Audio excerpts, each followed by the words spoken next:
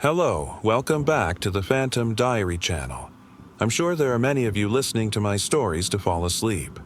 Before we start, write in the comments what country you're listening from. So, let's go. It was a rainy evening when the bus dropped me off at the last stop. I was the only passenger, and the town seemed desolate in the fading light.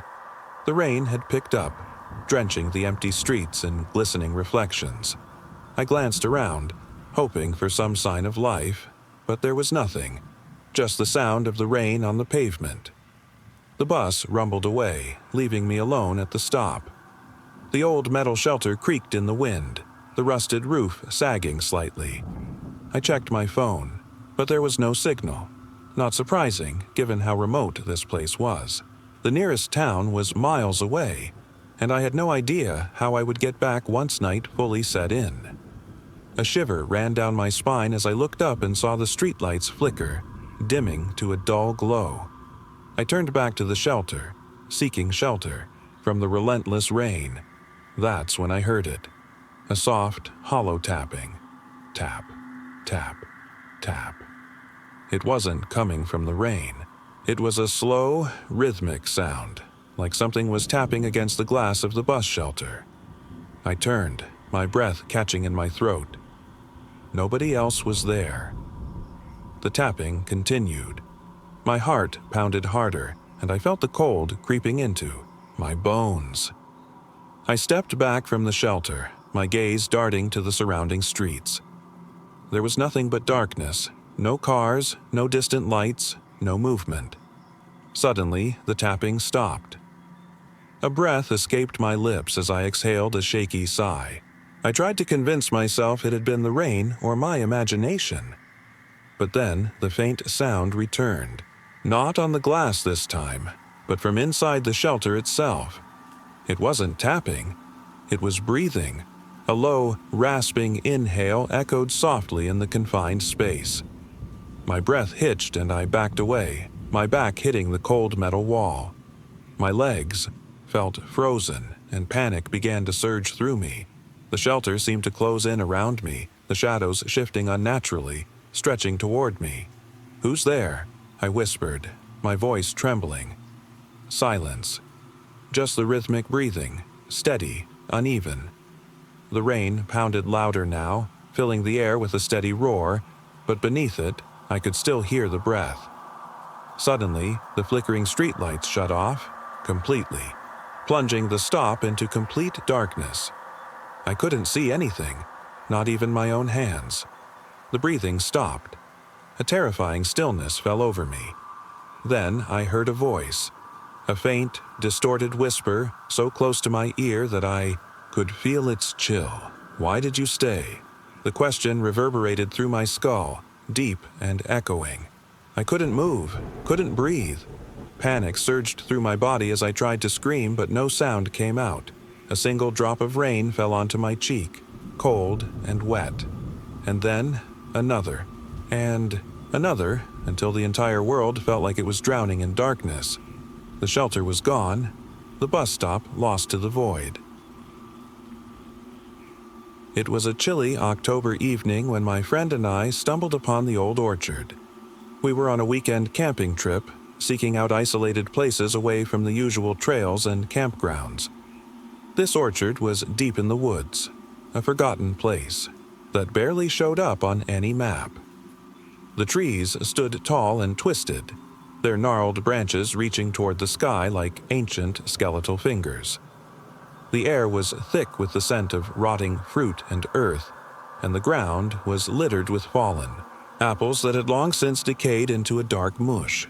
Every step we took left us shivering, not from the cold, but from an overwhelming sense of unease. There was no one else around for miles, and yet we felt watched. "We should go back," I said, my voice barely above a whisper. My friend, Jake, shook his head. "We're fine," he assured me, though his tone lacked conviction. "Let's just check out a bit more, see what's around." We moved deeper into the orchard, where the trees grew so thickly that their twisted branches formed a canopy above us, cutting off the last rays of sunlight. Shadows danced erratically across the ground, flickering like figures just beyond sight. That's when we heard it, a soft, wheezing breath. It was faint, but close. I turned to Jake, my breath hitching in my throat. His eyes were wide, scanning the darkened trees. "Who's there?" I called out, but there was no reply, only the rustling of leaves. The air seemed to tighten around us, pressing down harder with each passing second. Suddenly, the sound of an apple hit the ground behind us. A rotten one, falling from the branches above. We both spun around but saw nothing. The orchard was empty. Still, that breath echoed again, close enough this time that I could feel it on the back of my neck. "We need to get out of here," I said, my voice trembling. But Jake wasn't moving. His eyes were fixed on something I couldn't see. His mouth was moving, mouthing words too quietly for me to hear. His breath became labored, shaky. His body shuddered, and a low, guttural voice whispered from behind him. "Leave." It wasn't Jake's voice. It was something else, something that didn't belong. I reached for him, tried to pull him away, but his gaze remained locked on the empty space ahead. His face twisted in a horrible silent scream as the breath grew louder, raspier. Before I could react further, Jake crumpled to his knees. The voice roared then, vibrating through the trees like a nightmare made flesh. I ran, my screams lost in the cacophony of rustling branches and phantom whispers. The orchard seemed to expand, the trees stretching endlessly, their dark silhouettes closing in on me. I stumbled over the crumbling roots and rotting fruit, but I didn't stop running. The last thing I saw before I escaped the edge of the orchard was Jake's still figure, his eyes staring up at the twisted sky, the breath silent once more, echoing in the trees. It had been years since anyone had used the old church at the edge of town. Overgrown ivy clung to the stone walls, and the windows were shattered, allowing only slivers of moonlight to filter through. Rumors swirled about the place, whispers of dark rituals and restless spirits that had never left. That evening, I found myself drawn to the church despite the unsettling stories. My friends had long since left, unable to shake the unease the place seemed to carry. I wandered through the overgrown cemetery beside the church, the air thick with the scent of damp earth and decay. Inside the church, the silence was absolute. The pews were torn and decayed, the altar dust-covered and forgotten. A single, cracked bell hung from the belfry, swaying slightly in the breeze through the broken window above. Curiosity urged me forward, and I climbed the narrow spiral staircase to the bell tower. Each step creaked loudly under my weight, the sound echoing through the hollow building. At the top, the room was small, dimly lit by the faintest moonlight. The bell hung above, its iron frame cold and rusted. Without thinking, I reached out to touch the rope, a sense of inevitability pulling my hand downward. The rope slackened, but before I could release it, the bell began to toll. The first strike was soft, distant, almost peaceful.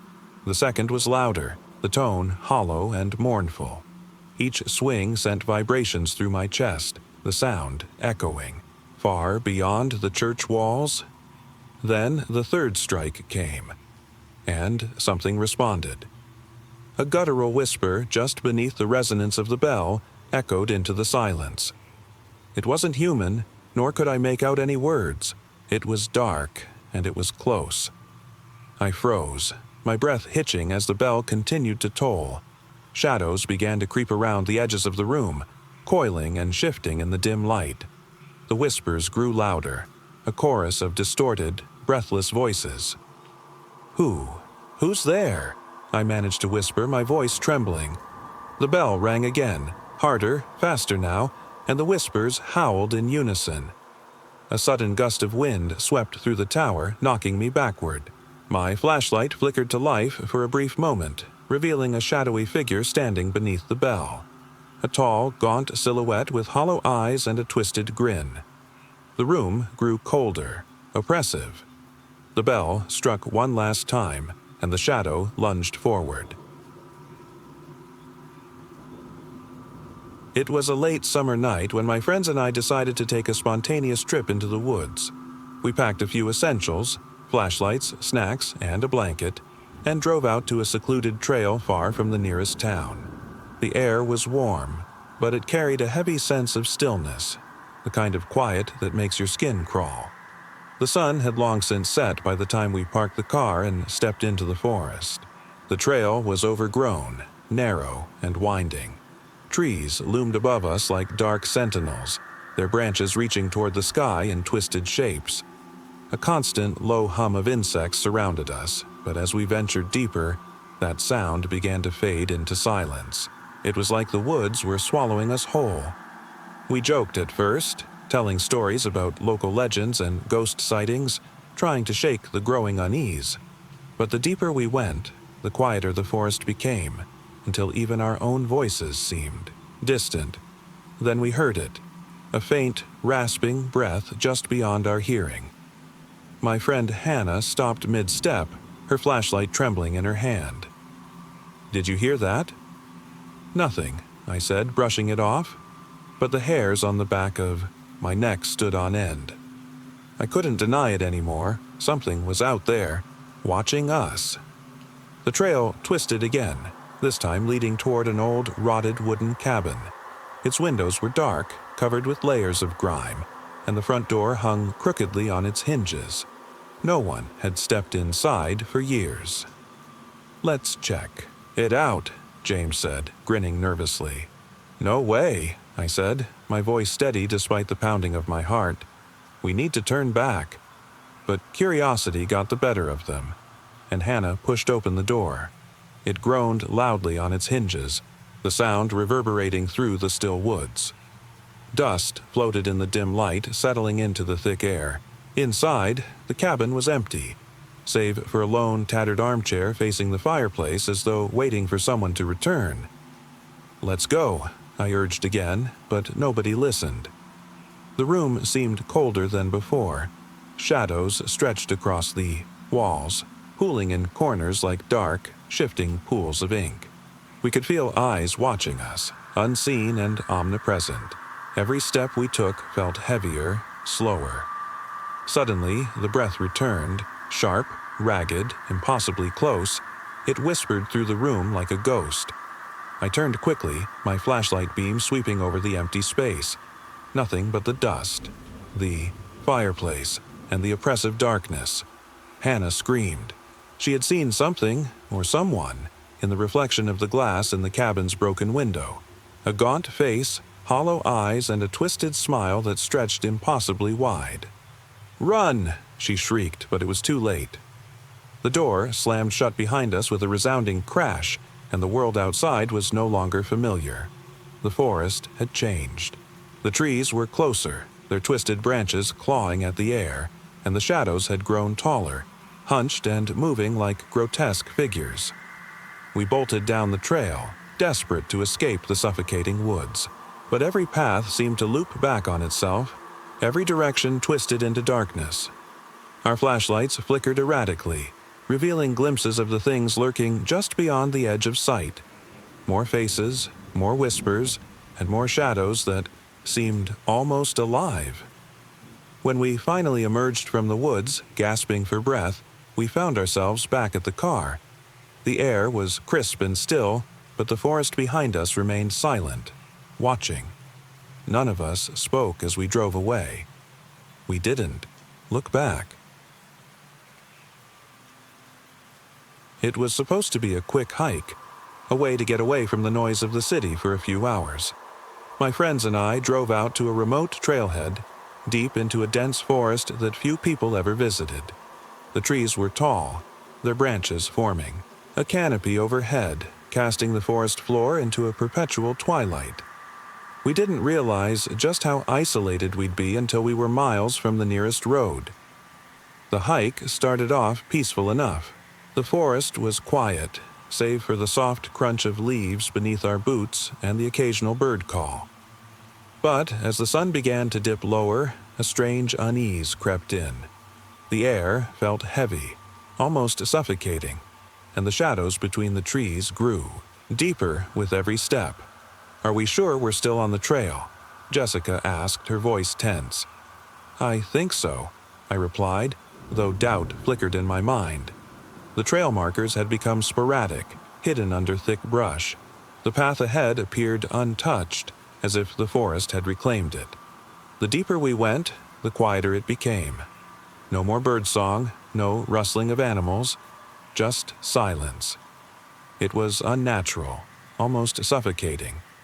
The wind stirred the trees, but there was no sound, just a faint whisper that seemed to float through the branches. A voice, hushed, distant, repeating the same 3 words. "Follow. Follow. Follow." "Did you hear that?" Sean asked, his voice shaking. I nodded slowly, gripping my flashlight tighter. The whisper didn't seem to come from any particular direction. It seemed to echo all around us, carried by the very trees themselves. Suddenly, the forest shifted. Shapes moved at the edge of the light from our flashlights. Things that weren't quite human, their forms indistinct and shifting. It was as if the darkness itself was alive, slithering toward us. "Let's get out of here," Jessica cried, her voice cracking as we started running back the way we came. But the forest seemed to shift with us. Every direction we turned, the path was unfamiliar, a maze of trees and darkness where nothing was certain. The whispers grew louder, more urgent. "Stay together," I yelled, my breath coming in short gasps. The flashlight flickered, then went out entirely. Panic surged through us as we stumbled in darkness, following only the sound of each other's hurried footsteps. Suddenly, we stopped. Before us was a figure, a tall, shadowy figure, humanoid but not entirely human. Its limbs were elongated, distorted, and its face was a void, hollow and void of features. It stood motionless, silent, as if waiting. "Run!" Sean screamed, shoving Jessica into motion. We bolted, pushing through the trees as fast as we could. The creature followed, its presence stretching and distorting the very air around us. With every breath, we felt more disoriented, as though we were losing our way faster with each step. We didn't know if we were running toward safety or deeper into the trap. The whispers had become deafening, suffocating, an endless chant of "follow, follow," that threatened to consume us entirely. And then, without warning, we broke through a clearing, a familiar spot. The trail markers had been there all along, hidden beneath the underbrush. We collapsed onto the ground, gasping for breath, as the figure vanished into the shadows. The forest fell silent again, and it stayed. That way, we didn't speak, we didn't dare. It started as a simple renovation project. We were fixing up an old farmhouse we had recently purchased. The house had character, creaky wooden floors, antique fixtures, and a sprawling, overgrown yard. But beneath the charm lay something unsettling. The basement was dark and musty, the air thick with the scent of damp earth and forgotten memories. The wooden stairs creaked as we descended, the sound echoing unnaturally loud. My flashlight barely cut through the oppressive darkness, and the faint hum of the old flickering bulbs above did little to illuminate the space. Boxes lined the walls, some filled with forgotten family heirlooms, others with items that hadn't been touched in decades. The deeper we went, the colder it became, until a shiver ran down my spine. It wasn't the kind of cold you feel when exposed to the elements. It was something more unnatural, something that settled in your bones. Then, in the farthest corner, we found it, a wooden door, unmarked, almost hidden by the layers of dust and cobwebs. The handle was rusted, nearly falling off when I touched it. My curiosity got the better of me. With a hesitant push, the door creaked open. Beyond was a room we hadn't expected, a strange, sterile space that felt disconnected from the rest of the basement. The walls were lined with old medical equipment, iron examination tables, forgotten, syringes, and cabinets filled with jars of specimens preserved in formaldehyde. It looked more like a clinic from another era, abandoned and untouched by time. "That can't be right," Emily whispered, her voice trembling.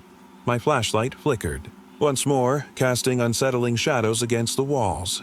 The glass containers held twisted, lifeless shapes. A malformed fetus, misshapen limbs, and something that looked far too human. The specimens seemed to pulse ever so slightly, like they were breathing, their glassy eyes reflecting back at us. "Let's get out of here," I urged, but as we turned to leave, the door slammed shut behind us with a deafening bang. The sound reverberated through the basement, trapping us in darkness. Whispers filled the air, soft, guttural voices that seemed to come from the walls themselves. "Stay," they hissed. "Stay." Fear gripped us, our breaths coming in short, gasps as the air grew colder still. My flashlight was useless now, its beam barely illuminating the faint outlines of the grotesque figures in the jars. The whispers grew louder, morphing into something menacing, a chorus of voices, distorted and pleading. Suddenly, the medical equipment around us began to move. Tables shaking, cabinets sliding open on their own, and the jars tilting as if something, unseen, was shifting inside them. The specimens writhed, their features twisting into unnatural forms. I could barely scream as I felt something brush against my hand, a cold, bony finger wrapping around mine. In that moment, the voices screamed, inside my head, "You shouldn't have come here." The room dissolved into madness and darkness consumed everything. It started as a simple hiking trip. A group of us, 3 friends, set out early one morning, determined to explore the dense forest on the outskirts of town. We had packed light, water, a few snacks, and a rough map, but nothing could have prepared us for what we would find deep in the heart of the woods. The forest was vast, dark, and quiet, with towering trees that seemed to block out the sun. The path we followed was narrow, overgrown with thorny underbrush and lined with the sounds of distant wildlife. Birds that didn't sound quite right, and animals scuttling through the undergrowth. As we pressed on, the feeling of isolation grew heavier with each step. "We should turn back," said Mia, her voice shaky. "Come on, we've barely started," Kyle insisted, flashing a flashlight ahead. The beam flickered briefly, catching strange shapes in the distance, just out of sight. But whenever we turned to investigate, nothing was there. After hours of walking, we stumbled upon a clearing, an unusual one. The trees surrounding it were unnaturally still, the ground bare of grass, and the air felt colder here. At its center stood an ancient, twisted tree, its gnarled roots stretching up from the earth like fingers clawing into the sky. Beneath its canopy, the darkness seemed more oppressive, and a sense of unease crept over us. "We shouldn't be here," I murmured, turning to the others. Kyle laughed nervously and shook his head, brushing off my words. "I think it's kinda cool," he said, snapping a few photos. The flash illuminated the clearing for a moment, revealing the twisted roots, the empty air, and then something more. I saw it in the camera's viewfinder. A face. It was blurred, but unmistakably there. A pale, shadowy face that flickered, in and out of focus. I gasped, lowering the camera. "Did you see that?" I asked, my voice trembling. "See what?" Kyle replied, confused. "Nothing," I whispered, but the unease settled deeper. I didn't want to tell him about the face. Mia began to shake her head slowly, her breath visible in the cold air. "We need to leave," she said. "Now." Suddenly, the trees around the clearing began to move. Shadows slithered from between, the trunks stretching unnaturally toward the ground. The wind picked up, rustling the leaves like whispers, whispers that seemed to call our names. "Run!" Kyle shouted, snapping out of his confusion. We bolted back into the woods, but no matter how fast we moved, the oppressive feeling followed us. Behind us, the shadows grew bolder, more aggressive, weaving between the trees like living things. "We have to lose them," Mia cried, leading the way. My legs felt heavier, my breath coming in short gasps. The trees closed in on us, and the shadows moved faster. Suddenly, we broke free onto a wider trail, panting and dizzy. The shadows stopped at the edge of the clearing, retreating into the darkness as though obeying some unseen command. We didn't stop running until we were well beyond sight of that twisted tree. Hours later, sitting at the edge of the woods, we caught our breath. None of us spoke much. The forest was quiet again, except for the distant sounds of wildlife, real this time.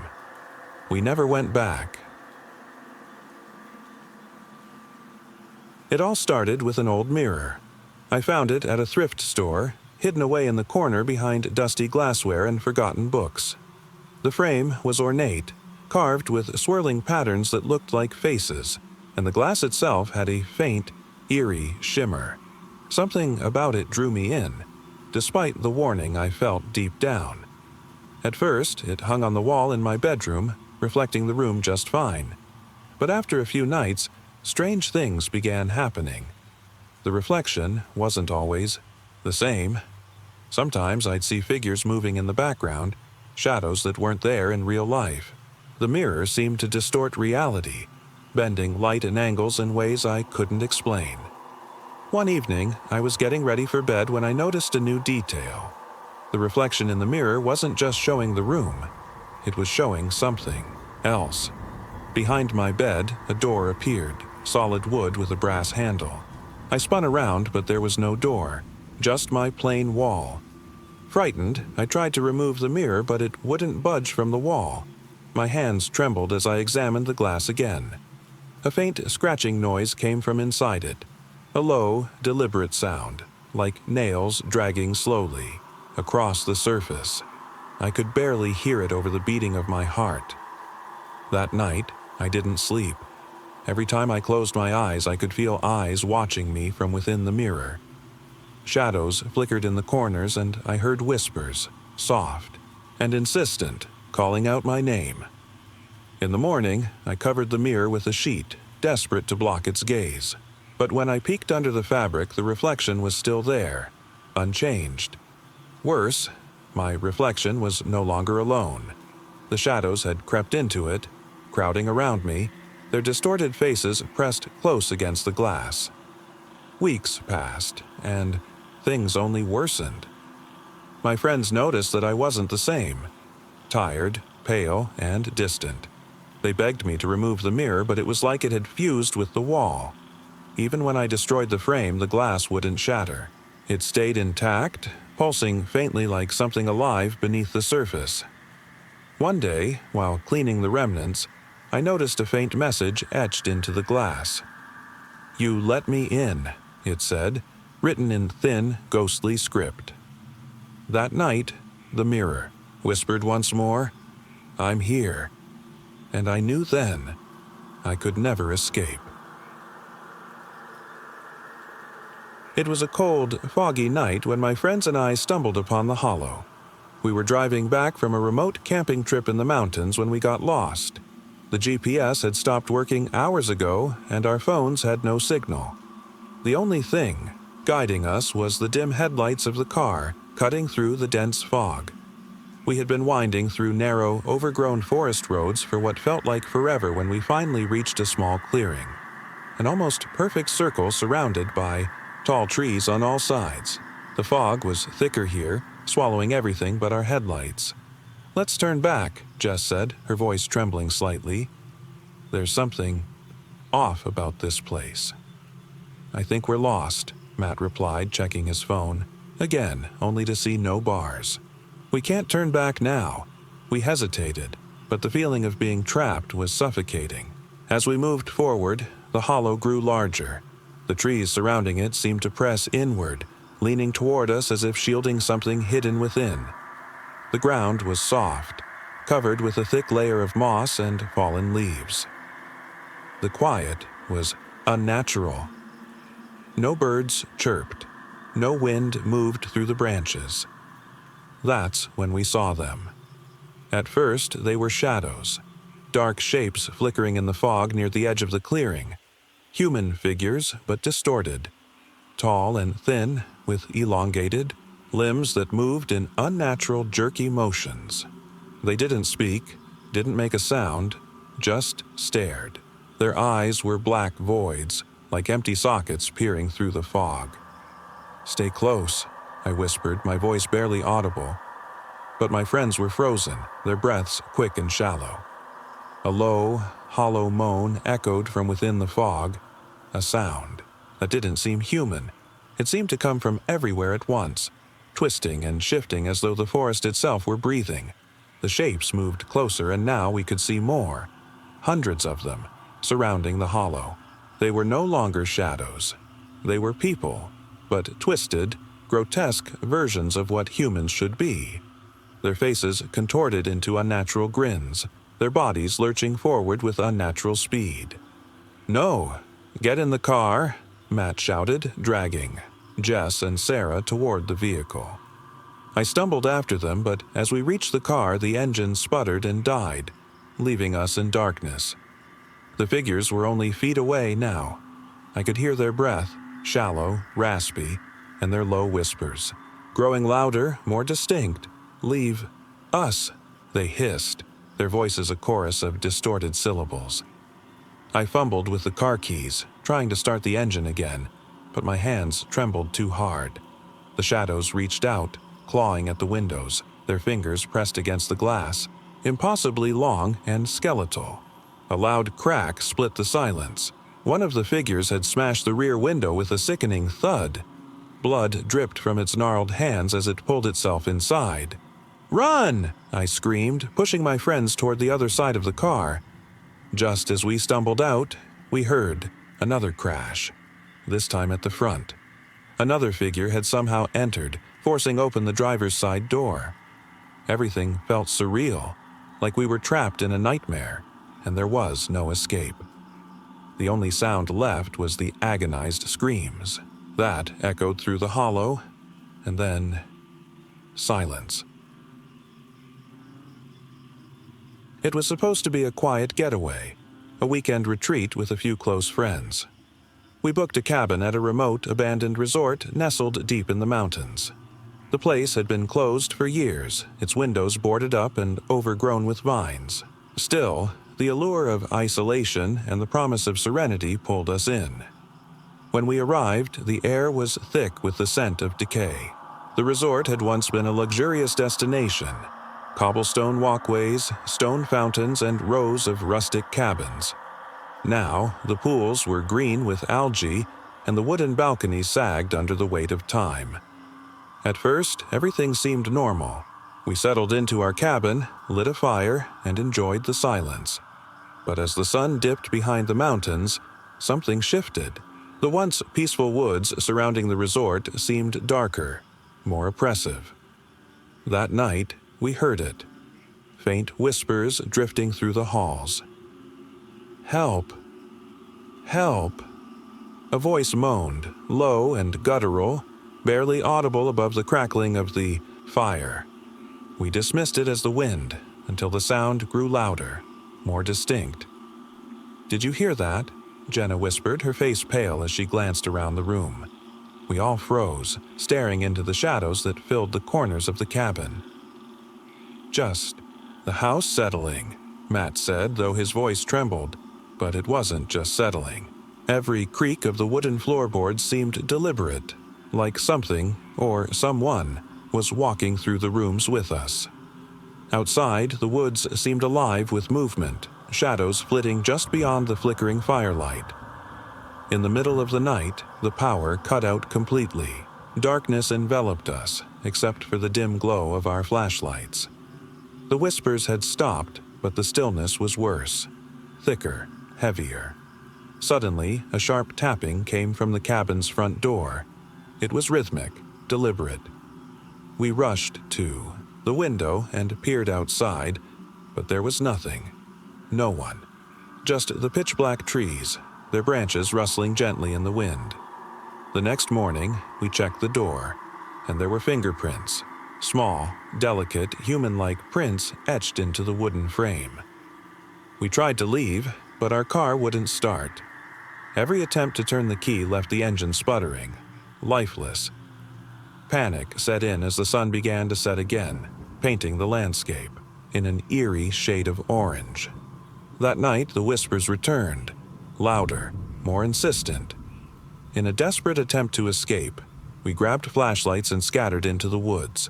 But no matter how far we ran, we couldn't shake the feeling of being followed. The woods seemed endless, each step deeper into the dark, the same as the last. The trees began to twist unnaturally, their branches reaching out like grasping hands. When we finally stumbled back into the clearing, we were back at the resort. The same cabin, the same whispers. The last thing I remember is the heavy footsteps, slow and methodical, walking through the woods toward us. Then the whispers spoke clearly. "You shouldn't have come." The town had long forgotten about the old toy shop. It sat on the edge of a narrow, winding street, its windows covered in dust, the faded sign barely hanging by a rusted hinge. No one ventured there anymore. The stories had spread long ago. Whispers of toys coming to life in the dead of night, their giggles heard when the shop was empty. But no one believed them. Until now. It was just supposed to be a quick visit. My cousin, Alex, and I had stumbled upon the shop while wandering through the town. The air was heavy with the scent of decay, a mix of old wood and forgotten memories. I pushed open the door. It creaked loudly like a scream echoing through the stillness. Inside, the place was a maze of shelves stacked with toys. Dolls, wooden, soldiers, stuffed animals, all worn and broken in strange ways. The lighting was dim, flickering as if uncertain whether it wanted to work. "This place is creepy," Alex whispered, his voice echoing against the silent walls. "No one's been here for years," I said. "It's just old." We moved cautiously, through the aisles, checking each toy. Many were missing limbs, their expressions contorted into strange, unnerving smiles. One doll had cracked porcelain skin, its hollow eyes staring directly at us.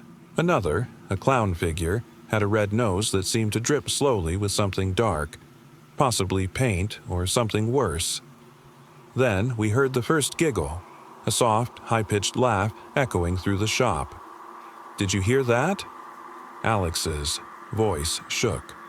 I nodded, but no words came out. It had sounded close, like it had come from behind us. But when we turned, there was nothing. Only the lifeless toys, their glassy eyes following us in the dim light. "Let's get out of here," I said, my breath quickening. But as we made our way toward the door, it slammed shut behind us. I yelped, spinning around. The shop was darker, now. Too dark. The flickering lights went out completely. We were plunged into absolute silence, save for the soft creaks of wooden shelves settling. Another giggle, louder this time, rose up in the shadows. It seemed to come from everywhere. The toys on the shelves began to move, slightly at first, a doll's arm twitching, a small bear shifting its head. But then they began to move more deliberately. "Stay still," Alex whispered, panic clear, in his voice. The clown doll turned its head fully toward us, its painted grin widening. The wooden soldiers lined up on the shelves shifted into a formation, as though preparing for battle. "We have to get out," I said again, my voice cracking. I fumbled for my flashlight, clicking it on, but it barely illuminated the shop. The shadows moved faster now, darting between the aisles, more giggles rising from unseen corners. "Where's the exit?" Alex shouted, his flashlight flaring briefly before dying. Suddenly, from behind us, the sound of tiny footsteps echoed. I spun around just in time to see the smallest of the dolls, a porcelain boy, its cracked face tilted up toward us, its tiny, chipped lips forming words. "Play with us," it said in a voice so soft it made my skin crawl. "No," I screamed, backing into a shelf.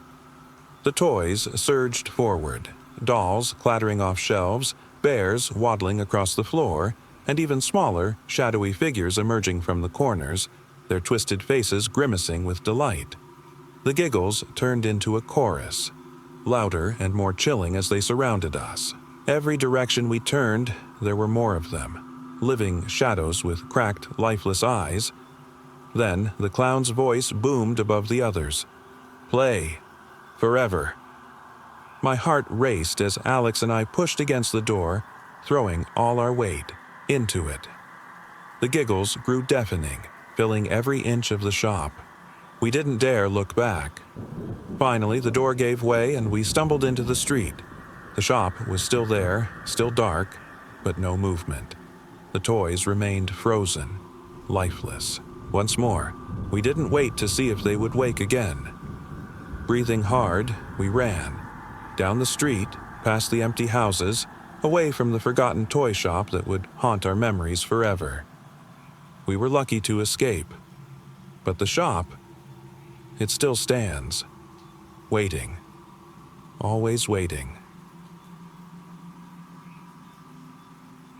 It was supposed to be a peaceful camping trip, a weekend getaway in a remote forest.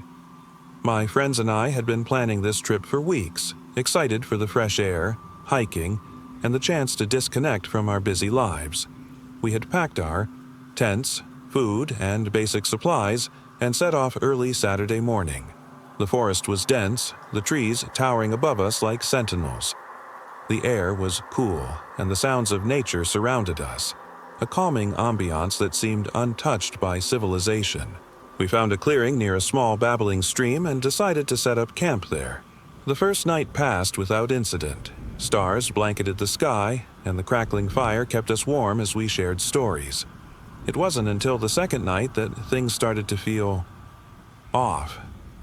We woke up in the early hours, hearing strange noises, whispers, that seemed too low to be human. At first, we shrugged it off as animals or the wind, but the noises continued throughout the night, faint but unmistakable. A chorus of voices murmuring just beyond the trees. "I think it's time we leave," Sam whispered, his voice shaking. "No way," Emily said, rolling her eyes. "We've barely been here a day." But that night, something different happened. We were gathered around the fire and I was snapping photos of the camp when my camera picked up something wrong. In every shot, the forest appeared normal, but when I reviewed the images, I noticed figures, just barely visible, lurking in the background. Tall, shadowy figures with no discernible features, watching us from the edge of the frame. "What the hell is that?" I asked, showing the group. "Maybe it's a glitch," Jake suggested, but his voice wavered, and I could see the unease in his eyes. Suddenly, the whispers grew louder, surrounding our camp like a low, humming buzz. The fire flickered, almost going out entirely, leaving us in near-total darkness. We could feel something watching us, presence after presence closing in from every side. "We need to leave now," Emily said again, more firmly this time. "EQ." Packed up hastily, though the forest seemed to be pushing back. Branches snagged at our clothes and the air grew colder with each step. The whispers followed us, louder now. Full sentences, distorted and menacing. Suddenly, Jake froze in place. His flashlight trembled in his hand as he stared into the woods ahead of us. "There's something there," he murmured, his voice quivering. We all stopped, the atmosphere suffocating. Just a few feet ahead, through the trees, we saw it. A figure. A tall, shadowy shape, not quite human, but not entirely animal either. Its form was obscured, fluid, like darkness given form, and its eyes, two glowing, malevolent orbs, stared right at us. "Run!" Sam yelled, grabbing Emily's arm. We bolted, pushing through the trees as fast as we could. The whispers became screams now, sharp and invasive, tearing at our sanity. Didn't stop until we reached the edge of the forest, gasping for breath. Behind us, the whispers faded into silence. The forest was still. That thing. It was watching us, Jake panted, his eyes wide with terror. "We shouldn't have stayed," Emily whispered, her voice trembling. The next morning, we returned to the site with daylight. The camp was untouched. No signs of struggle, no evidence. of the figures we had seen the night before, just an empty clearing and an eerie stillness in the air. We packed up quickly and didn't speak much on the drive home. None of us mentioned what had happened again. We knew better than to go back. The carnival had been shut down for years, left to rot beneath the canopy of the forest. Overgrown with weeds and ivy, the once bright attractions were now eerie shadows of their former selves. The Ferris wheel stood still, its skeletal frame rusted and creaking in the wind. The faded colors of the booths were barely distinguishable under the dim light of the setting sun. I wasn't sure why we had decided to visit it, my friends and I, on a dare. The stories of the place being haunted were ridiculous, right? Still, there was an undeniable sense of unease the moment we stepped through the broken entrance gate. The silence was oppressive, interrupted only by the creaking of abandoned machinery. We wandered through the park, stopping at various attractions. The carousel was the most haunting, painted horses frozen mid-gallop, their glass eyes reflecting the emptiness. A carousel music box played faintly, a ghostly melody that seemed out of place in the stillness. "Let's keep moving," I said, my voice hushed. Suddenly, from the shadows beyond the carnival, a figure appeared, a shadowy shape, draped in tattered clothes. Its form seemed to flicker, shifting like a wisp of smoke. We froze, unsure if it was real or just part of the carnival's twisted lore. "Who's there?" I called out, my breath catching. The figure didn't respond. Instead, it moved closer, unnaturally slow, its eyes hollow and empty sockets reflecting. "Nothing!" "Run!" Jessica screamed. We sprinted toward the nearest exit, but the carnival seemed endless. Winding paths that doubled back on themselves, funneling us deeper into the nightmare. The Ferris wheel loomed above us, shadows stretching toward the ground as the sky darkened. The figure was still with us, always just within sight, its movements impossible and unsettling. It drifted as if floating, gliding between the empty booths and rides. The screams of an unseen crowd echoed faintly, distant yet terrifyingly close. "We're trapped!" Lucas shouted, his voice cracking. "It's leading us somewhere." "Ordinen, moment." Those words left his mouth. The figure stopped. It raised a skeletal hand, pointing toward an old tent near the center of the carnival. We didn't hesitate. Panic drove us forward. Inside the tent, the air was thick with dust and the smell of decay. Faint whispers filled the space. Hundreds of voices, none of which we could understand. It felt as if the tent itself had consumed us, cutting off our escape. The figure emerged fully, standing before us in full grotesque detail. Its face was nothing but a hollow void, eyes replaced with gaping holes that shimmered faintly with a cold, spectral light. Its laughter was a haunting echo, low and guttural, as if made from nightmares. "We shouldn't have come," the figure hissed, its voice a symphony of tortured whispers. Then the carnival fell silent. It had always been a dream of mine to visit the old lighthouse perched on the edge of the coast. Lonely and secluded, it stood tall against the crashing waves, weathered by time and the elements. No one had lived there for decades, and the stories surrounding it were enough to keep tourists away. Whispers of strange sounds, shadows moving in the corners of windows, and eerie lights flickering from the tower at night. I had heard those stories, but curiosity won out over fear. With nothing but my camera and a notebook, I set out alone to capture the lighthouse. The journey was long and treacherous, the winding coastal roads cutting through cliffs that seemed to scrape the sky. By the time I reached the lighthouse, the sun was sinking below the horizon, leaving the sky in a wash of muted colors. The building loomed over me, massive and imposing. Rusted metal stairs spiraled up the side, disappearing into the top of the tower. I knew there was no electricity, no phone signal, and no one for miles. The isolation was absolute. Still, I was eager to explore. Inside, the air was damp and cool. Old furniture, faded and broken, littered the main room. The walls were lined with photographs and journals, evidence that someone had once called this place home. Dust coated everything, settling like a veil over the long-forgotten memories. Flashlight beam cut through the darkness as I made my way to the staircase. Each step creaked underfoot, the sound echoing down the empty halls. Shadows stretched endlessly in every direction. The higher I climbed, the colder it became, the wind whipping through the open windows. The top of the lighthouse was a narrow room, filled with metal machinery and a glass lens that once guided ships safely through the night. The light had long since died, but the memory of it still hung in the air, a strange, almost tangible presence. I began taking photographs, capturing the decay, the emptiness.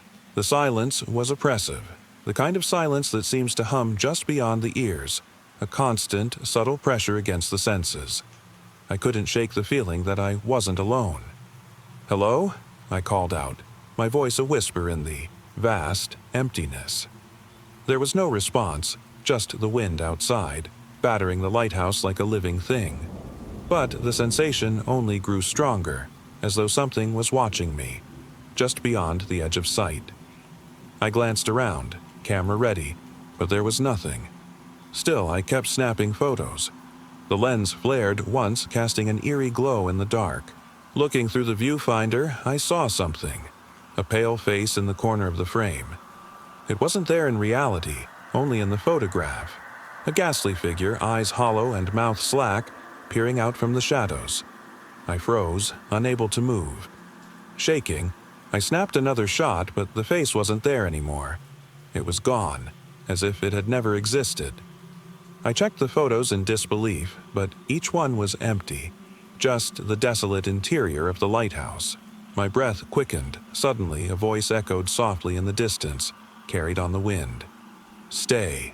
I spun around. "Who's there?" Silence. But that voice, so close, so clear, lingered in my mind like a haunting melody. I looked out the windows, scanning the coastline. Nothing but waves crashing against the rocks and the infinite horizon. The hairs on my neck stood on end. I felt exposed, trapped by the vast emptiness. My flashlight flickered again, dying for a moment before flickering back to life. It seemed weaker now, the beam wavering as if struggling against something unseen. I stumbled down the stairs, desperate to escape the oppressive atmosphere. The lower levels were darker, more enclosed. The wind howled through the windows, but it wasn't enough to drown out the whispers that grew louder with each step. "Leave," the voice whispered again, closer this time. A breath in my ear, I raced toward the door, fumbling with the rusted handle. My flashlight shut off entirely, plunging the lighthouse into complete darkness. Panic surged through me. I heard footsteps, bare, ragged footsteps, on the wooden floor below. They echoed louder and louder, as though whatever was chasing me was right behind me. "Stay with me," the voice said again, this time more insistent, more menacing. With all my strength, I kicked the door open, stumbling into the night. The heaty sea breeze hit me like a wave, cold and bracing, pushing the whispers away. I ran, toward the car, away from the lighthouse. As I sped down the coast, the images flashed through my mind, the face in the photograph, the voice, the footsteps, and I knew. I knew the lighthouse was alive, a place too long abandoned, too tied to something unnatural, something that had never truly left. To this day, I never returned. The lighthouse still stands there, solitary and quiet. But I can't. Forget the shadows that reside within it. Some places, I've learned, should never be explored. I've always been afraid of elevators. The idea of being trapped in a small enclosed space with no way out just unnerved me. But when I started my new job, the building had an elevator, and I had no choice but to use it. It wasn't a fancy building, just a nondescript office in the middle of a busy city. The elevator was old, probably as ancient as the building itself. Its brass buttons were worn down and the floor smelled faintly of mildew, but I could never quite put my finger on why. Still, I would get on and press the button to my floor, trying to ignore the sense of dread that would settle in my stomach every time. One Friday evening, after everyone had left for the weekend, I found myself working late. I was tired, eager to get home, and the last thing I wanted was to climb up the stairs to the 8th floor. The elevator was the quickest way out, so I reluctantly stepped in. The moment I pressed the button for the ground floor, something felt wrong. The elevator jolted as if it had been powered off for a split second before starting up again. I brushed it off as a malfunction, nothing to worry about. But then it stopped. It wasn't supposed to stop. The elevator had passed several floors before it abruptly came to a halt between the 3rd and 4th floors. I pressed the emergency button, but the light blinked red and nothing happened. I tried the phone, but the line was dead. I could hear nothing but the faint hum of the elevator's machinery. I took a deep breath and tried to calm myself, pushing aside the growing panic. Minutes passed.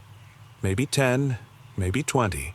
I don't know how long I sat there staring at the faded, chipped doors in front of me. I thought about what to do next, but I was too paralyzed to act. Just as I began to gather the strength to press the emergency button again, the elevator moved. It didn't start from the 3rd floor where it had stopped. It shot straight down, far faster than it should have been able to, shaking violently as it went. I screamed and grabbed the sides of the walls, my heart hammering against my chest. The elevator finally screeched to a halt with such force that it threw me against the back wall.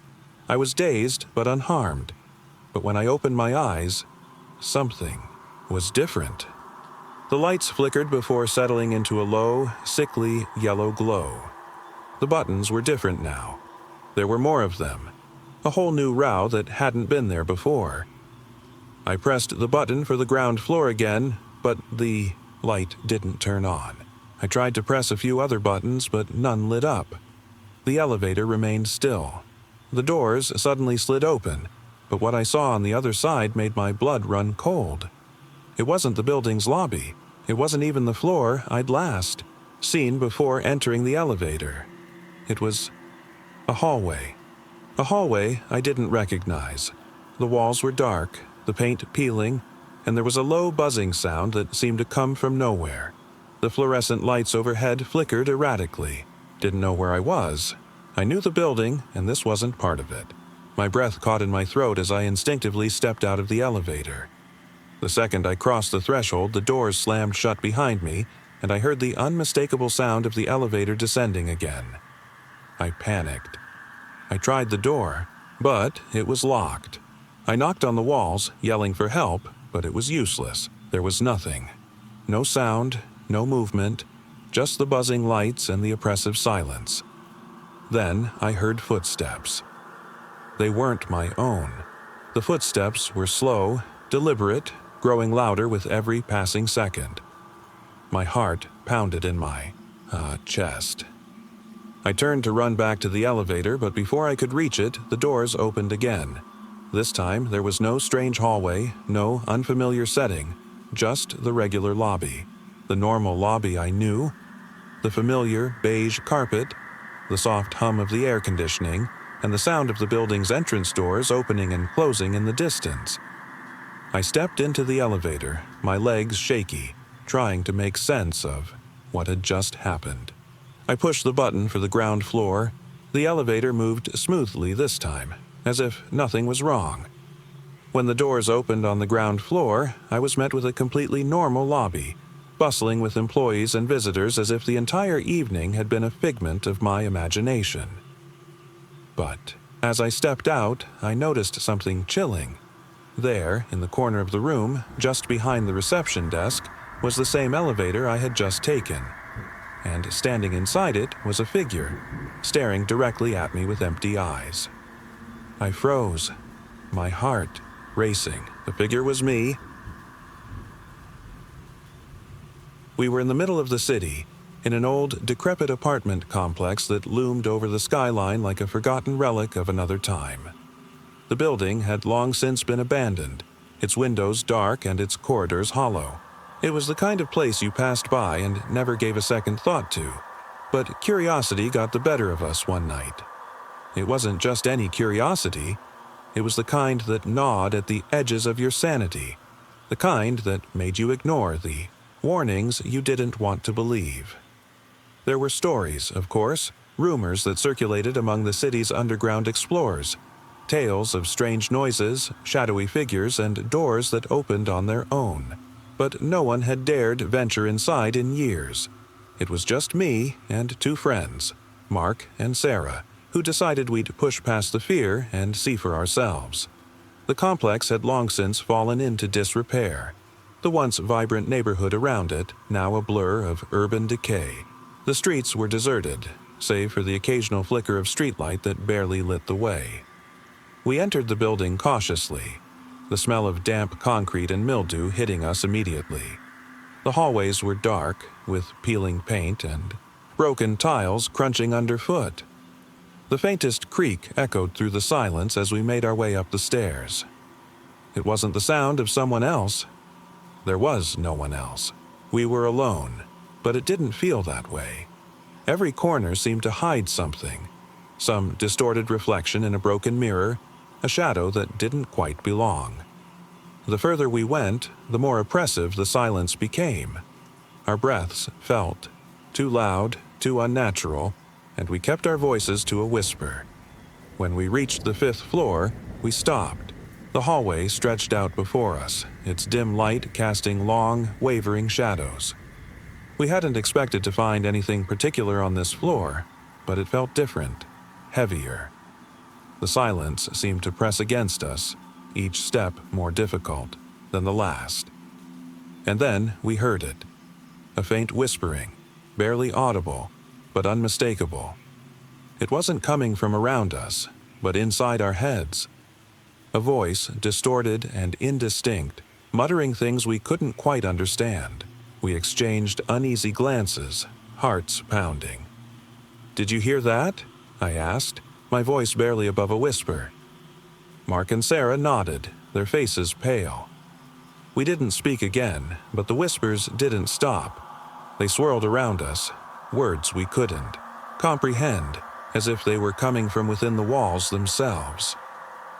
As we moved down the hallway, the whispers grew louder, more insistent. They weren't coming from one direction. They were all around us, as though the very walls were alive, breathing, whispering. We couldn't shake the feeling that we were not alone. Suddenly, one of the doors at the end of the hallway creaked. Open. No wind, no breeze, just open. It wasn't like the others. This one seemed deliberate, as if it had been waiting for us. Without thinking, we moved toward it. The air grew colder, and the whispers became a faint chanting, echoing off the walls. Mark pushed the door open further, revealing what looked like a long-abandoned apartment. The furniture was overturned, covered in dust, and the room smelled like something had died there. Rotting wood, mildew, and decay. But what caught our attention wasn't the room itself, but the figure standing at the far end. It wasn't human. At least, not in the way we knew. It was tall, gaunt, its limbs unnaturally long and thin, like they didn't belong. Its head tilted. As we entered, and though it didn't speak, we could feel its gaze boring into us. The whispers were gone, replaced by a deafening silence, as if the world had stopped turning. I felt something twist inside me, an unbearable pressure, like my chest might collapse at any moment. Mark and Sarah were frozen, staring at the figure. I could see the fear in their eyes. "Run," I heard myself say, but it wasn't my voice. It echoed in my head, louder than ever before. The figure didn't move, but it didn't need to. We ran. We sprinted down the hall, the oppressive silence broken only by our footsteps. The door slammed behind us, but we didn't stop to check if it had closed all the way. We fled down the stairs, past the shadows, the whispers, and the figure that seemed to follow us through every turn, every creaking floorboard. When we emerged into the night air, the feeling of being watched didn't fade. We didn't dare look. Back at the apartment, at the building that had tried to consume us, the whispers still echoed in my mind, a constant hum of words I couldn't make sense of. Whatever we encountered that night isn't gone. It's still with us, watching, waiting, silent and ever-present. And the apartment? It still stands there, empty and cold, waiting for someone else to enter. We survived, but I don't know if we were meant to. It was supposed to be a quiet afternoon at the beach, the kind where the waves hum a soft rhythm and the sun soothes your skin. The weather was perfect, warm but not too hot, a gentle breeze carrying the salty tang of the sea. I went with two friends, Jess and Marco, and we set up our spot near a rocky outcrop where the shoreline curved slightly inward. We were the only ones there. It was strange, considering the day was so beautiful, but we chalked it up to luck. A private beach without the price tag. The water was crystal clear, shimmering in the sunlight. Jess was the first to run in, splashing around like a kid while Marco and I stayed back setting up our towels and snacks. Then Jess called out to us. "Hey, there's something down here." Marco and I looked up, squinting against the glare. Jess stood waist-deep in the water, pointing just beyond the rocks. She was smiling, curious. "It looks like a cave or something." Marco and I waded in, the water pleasantly cool against the heat of the day. Jess led us to a cluster of rocks partially submerged, where the tide created small pools teeming with tiny fish and crabs. Beneath one of the larger rocks there was a dark opening, just wide enough for a person to slip through. "Let's check it out," Jess said. "No way," Marco replied. "That's how horror movies start." But Jess was already ducking under, disappearing into the darkness. I hesitated, glancing at Marco. He rolled his eyes, muttering about how he didn't want to get left behind, and followed her. I had no choice but to go after them. The tunnel was narrow and cold, the water lapping at our knees. The sunlight quickly faded behind us, replaced by a dim bluish glow filtering through cracks in the rocks above. The sound of the waves echoed strangely, creating a hollow, otherworldly hum. "This is amazing," Jess's voice carried back to us.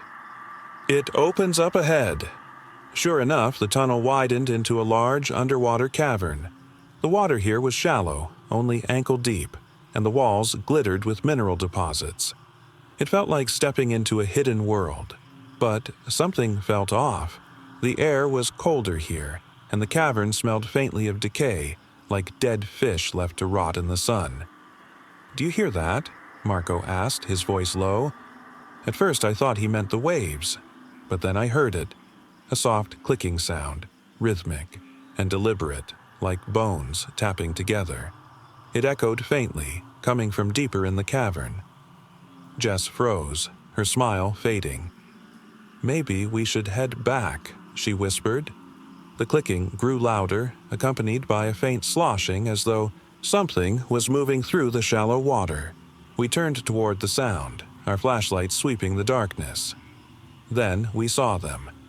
Figures, pale and emaciated, crawling on all fours. Their skin was almost translucent, stretched tightly over sharp bones, and their eyes were milky white. There were at least 3 of them, but more shapes loomed in the shadows, their bodies twisting unnaturally as they moved. They stopped as our flashlight beams hit them, their heads jerking toward us with a sickening snap. For a moment, the cavern was silent, except for the sound of water dripping from the walls. Then they lunged. We ran.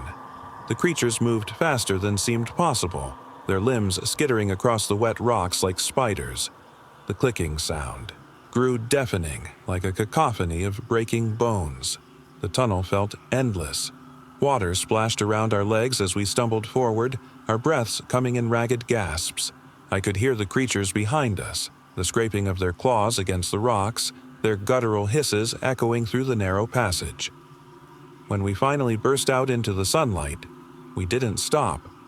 We ran up the beach, past our towels and bags, not daring to look back. Only when we were safely in the car driving away did we let ourselves breathe. None of us spoke about it. Not during the drive, not later that evening, not in the days that followed. But I've never been able to shake the feeling that we weren't supposed to find that cavern, that those creatures weren't just animals. There was something deliberate about the way they moved, the way they watched us. And sometimes, late at night, I hear that clicking sound again. It's faint, like it's coming from somewhere deep underground, but it's there, waiting. I haven't been back to the beach since. It started on an ordinary evening, one that seemed destined to be nothing more than a quiet night at home. My apartment overlooked a busy city street, the kind of place where the noise never truly stops. The glow from streetlights and the distant hum of traffic usually provided a sense of safety, but that night was different. It was nearing midnight, and I was sitting on the couch, flicking through channels, unable to focus on any one thing. A low rumble of thunder rumbled in the distance, barely audible over the city's usual buzz. I paused, glancing out the window. The sky was dark, the clouds heavy, but the rain hadn't begun yet. The apartment felt empty, the only sound being the occasional creak of the old floorboards. I figured I'd be heading to bed soon when there was a faint knock at the door. At first I dismissed it as nothing, but then it came again, soft, almost hesitant. My heart skipped a beat. I stood, my hands clammy, and approached the door cautiously. No one usually comes knocking at midnight in the city. I peeked through the peephole. Nothing but darkness. No figure, no silhouette. Just the empty hallway. Maybe it was a neighbor, I reasoned. Someone lost or needing help. I opened the door a crack, but there was no one there. Just the quiet of the hallway. I locked the door again, shrugging it off. Maybe someone had gotten the wrong apartment. I turned back to the couch, but the unease stuck to me like a second skin. I tried to ignore it, focusing on the muted glow of the TV, but the nagging sensation of being watched refused to leave. A few minutes passed, and I heard it again, knocking, but this time it was different. It was slower, more deliberate, like someone was trying to make sure I heard it. I gritted my teeth and went back to the door, this time standing farther back as I looked through the peephole. The hallway was empty as far as I could see, but now there was a faint outline, barely visible against the dim light from the street. A figure, motionless, standing at the far end. I could barely make out the details, but I knew it wasn't moving. My breath caught in my throat. I stared at the figure, unable to look away. The knock came again. 3 distinct hollow raps. The figure didn't move. It stood there, still as a statue, as though waiting for something. Terror gripped me. I didn't know what to do. Calling the police seemed useless. What could they do? Tell me there's someone outside who won't leave? I backed away from the door, my body trembling. The knocking continued, slower now, as though the person, or whatever it was inching closer. The figure in the hallway remained, unmoving. Then, silence. The knocking stopped. I didn't hear it leave. I didn't hear footsteps retreating. It was just gone. The silence stretched out for what felt like hours. I waited, holding my breath, my back pressed against the wall. Eventually, I mustered the courage to peek through the blinds, but the hallway was empty. Still, the feeling of being watched remained. I didn't sleep that night. I couldn't. Every time I closed my eyes, I saw the figure standing there, waiting, motionless. Even now, years later, I sometimes wonder if it's still out there waiting for someone, just not me. We always thought the old factory was abandoned. It stood at the edge of town, looming in the distance like a silent monument to forgotten industry. Once a hub of activity, it had fallen into disrepair years ago. The windows shattered and its metal framework rusted. The locals avoided it, rumors swirling about strange occurrences inside, but no one had dared venture close in years. One evening, my friends and I, 3 of us, decided to explore. We were bored, restless, and curious. The old factory loomed, far above the landscape, casting long shadows beneath its towering walls. It was eerie, the kind of place that seemed trapped in a forgotten past. We told ourselves it was just old, dilapidated, nothing more. As we approached, the silence was deafening. The air felt heavy, thick with something we couldn't quite identify. The closer we got, the colder the breeze seemed to grow, slipping through our jackets, turning our breath to mist. The factory itself was a maze of rusting metal and broken glass, debris scattered across the floor like forgotten relics of a time long gone. We made our way inside, stepping carefully over the rubble. The floor creaked underfoot, the echoes of our footsteps bouncing back at us, amplified by the emptiness. There was a lingering smell of decay and something else, something metallic, like old blood. We didn't pay it much attention at first, but then we began to notice strange sounds, faint, distant murmurs that seemed to come from deeper within. We stopped, our eyes scanning the dimness, our hearts thudding louder with each passing second. The factory was supposed to be abandoned after all. Emma whispered, "Did you hear that?" We nodded, uneasy, but brushed it off. We continued deeper, driven by a mix of curiosity and the hope of finding something hidden, something we couldn't explain. The deeper we went, the louder the murmuring became. It wasn't just voices anymore. It was laughter. Quiet at first, but growing, echoing off the steel walls, thin, hollow laughter that sent shivers down our spines. We could feel something watching us now. Ryan suddenly stopped, his face pale, as he pointed toward a corridor to the right. "Did you hear that?" His voice trembled. We strained to listen, the laughter now unmistakable, reverberating through the factory like a warning. "I'm not staying here," Emma said, her voice rising in panic. But as we turned to leave, the hallway behind us stretched unnaturally. The laughter seemed to ripple through the very air, reverberating louder, closer. Then we saw it. A figure. Faint, barely visible, drifting slowly toward us from the shadows. It wasn't human. Its face was obscured, but we could feel the weight of its gaze, cold and hollow. Its laughter echoed in the void as it drew nearer. We ran. There was no thought, just primal terror. We didn't look back, sprinting through the factory, our feet slipping on the broken floor, the laughter echoing behind us like a chorus of ghosts. The walls seemed to stretch, closing in, and we couldn't tell if we were running forward or circling endlessly. Somehow, we made it outside. The laughter faded, replaced by the oppressive silence of the night. We didn't speak.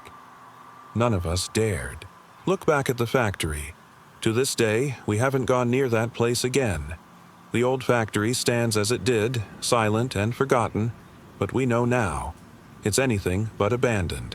And we still hear the laughter sometimes in the quiet hours. Always. It was supposed to be just an ordinary evening trip, something to break the monotony of everyday life. My friends and I decided to take the old winding road through the countryside, a place none of us had visited before. The idea was simple: leave behind the city's noise and escape into the quiet, untouched beauty of nature. The drive was uneventful at first. The road stretched ahead, snaking between tall, overgrown fields that swayed gently in the evening breeze. The sky was painted in hues of orange and pink, and we were lost in conversation, laughing about everything and nothing. The GPS kept pointing us forward, leading us deeper into the unknown. But then the air changed. The atmosphere became thicker, heavier. The trees began to crowd the road, their branches meeting high above like twisted fingers. It felt like we were descending into a different world, one untouched by time. We came to a bend in the road, and that's when it happened. The car jolted. the engine sputtering as it suddenly lost power. I steered to the side, the tires crunching against the gravel. The road was empty, and there was nothing for miles except endless forest. We tried to restart the car, but it was no use. The engine made a low, guttural sound and then gave up entirely. The silence that followed was suffocating, broken only by the distant rustling of leaves in the wind. "We'll walk to the nearest town," someone suggested, but none of us were sure where that even was. We decided to stay put, hoping someone would pass by and offer help. Our phones were useless, no signal, no bars. It grew darker, and soon the only light came from the dying glow of the car's headlights. We sat in silence, passing around a flashlight to keep the shadows at bay. The woods felt alive. Every creak and crack of the branches was magnified, as if something were watching us. I don't know how much time had passed when we heard it, the sound of footsteps, not from the direction of the forest, but behind us. We froze, holding our breath. The footsteps were slow, measured, like they didn't belong to anyone we knew. "Hello?" I called out, my voice trembling. No answer, just the soft crunch of shoes on gravel. The sound got closer, and then, to my horror, we saw them. A group of figures walking toward us from the darkness. They didn't run, didn't seem scared or worried. They moved like shadows, their faces obscured by the night, their footsteps steady and unwavering. "Who are you?" someone whispered, but the figures didn't respond. They just kept coming. The flashlight's beam swept over them, revealing details that chilled us to the bone. They were wearing mismatched, tattered clothes, faces void of expression. Their eyes weren't hollow. There was nothing behind them at all. They weren't human, not anymore. Panic surged through us as they stopped, standing in a silent circle around the car. They didn't speak, didn't react to our screams. They just stared, as though they were waiting for something. We knew we couldn't run. There was no point in screaming. We could only sit and hope they would leave, but the longer they stood there, the more I realized they weren't going anywhere. Then, one of them, barely more than a shadow, stepped forward. It wasn't one of the figures we had seen before. This one was different. It was taller, thinner, its limbs stretched unnaturally. It moved with a jerky, unsettling gait, like it didn't quite fit in its own body. It stared at us with cold, black eyes, and for a moment, I swear, it smiled. Not a human smile, but something inhuman, sharp, toothless, and utterly devoid of life. Time seemed to stretch as we sat there, trapped in the gaze of those empty eyes. The air grew colder, heavier. I couldn't take it anymore. I turned my head, away, unable to bear the sight. When I looked back, they were gone. The figures, the strange figure, they were all gone. The forest was silent again, the only sound being the rustle of leaves carried by the wind. We didn't stay. We didn't look back. We ran, screaming into the night, not stopping until we reached the edge of town and found help. I don't know what they were or where they came from. I don't think I ever want to know. All I know is that some things should remain hidden, buried deep in the shadows of forgotten places. It was a clear autumn evening when we decided to take the old dirt road that led up to the old, overgrown orchard. My friends and I had heard stories about the orchard from people in town, though they never seemed to agree on what was true. Some said it was haunted. Others just dismissed it as an old tale. Either way, we figured there was no harm in checking it out. The orchard itself was vast, rows upon rows of crooked, gnarled trees that stretched far beyond where we could see. We wandered through the uneven rows, the crunch of leaves beneath our feet echoing in the stillness. The air was sharp and crisp, but it didn't take long before a chill ran down my spine. Something about the place felt off. We stopped near the center of the orchard where a large, ancient tree stood alone. Its trunk was thick and hollow, gnarled like it had seen centuries of storms and time. Its branches stretched out in every direction, but many had broken over the years, leaving it with a twisted, skeletal shape. Something about the tree felt familiar, though none of us could place why. We sat beneath its shade, passing around a flask of whiskey, laughing and joking. The evening felt peaceful, almost too calm. The further we moved from the edges of the orchard, the quieter the world became. It was as though the trees had swallowed all sound. As we sat there, something began to change. The laughter tapered off, and we all felt the weight of the silence settle in around us. I glanced around, trying to shake the unease creeping up my spine. The sky had darkened, casting the orchard in a strange, otherworldly glow. The usual sounds of nature, the rustling leaves, the calls of distant birds, were gone. The forest beyond the trees was quiet. Then I noticed something out of place. In the distance, between the twisted trunks of the apple trees, there was a figure. It wasn't moving, just standing there, its form barely visible in the shadows. My stomach tightened. I couldn't make out what it was. It was too far away to see clearly, but its presence felt wrong. I whispered to my friends, pointing toward the figure. They followed my gaze but saw nothing. "It's just the trees playing tricks on you," one of them said, laughing nervously. "Nothing's there." But I knew what I had seen. I could feel its eyes on me, though there was no way to be sure it even had a face. The longer I stared, the more the figure seemed to blur, as if it was blending into the darkness itself. Then, as if in response to my fear, it began to move. Slowly, almost deliberately. "Let's head back," I said, my voice trembling. "Something's not right here." As we made our way toward the edge of the orchard, the atmosphere grew, heavier, suffocating. The trees seemed to close in around us, their twisted limbs reaching out as though they were watching. The figure was gone now, but I could still feel its presence, lingering like a shadow just beyond my vision. When we reached the dirt road, we didn't speak much. The eerie stillness of the orchard had left us all shaken, and none of us wanted to turn back and look at what might still be lurking behind us. It wasn't until we were safely back in town that we realized we had left something behind. My phone buzzed as we sat around a fire in someone's backyard. It was a message from one of my friends with only one word: "Look closer."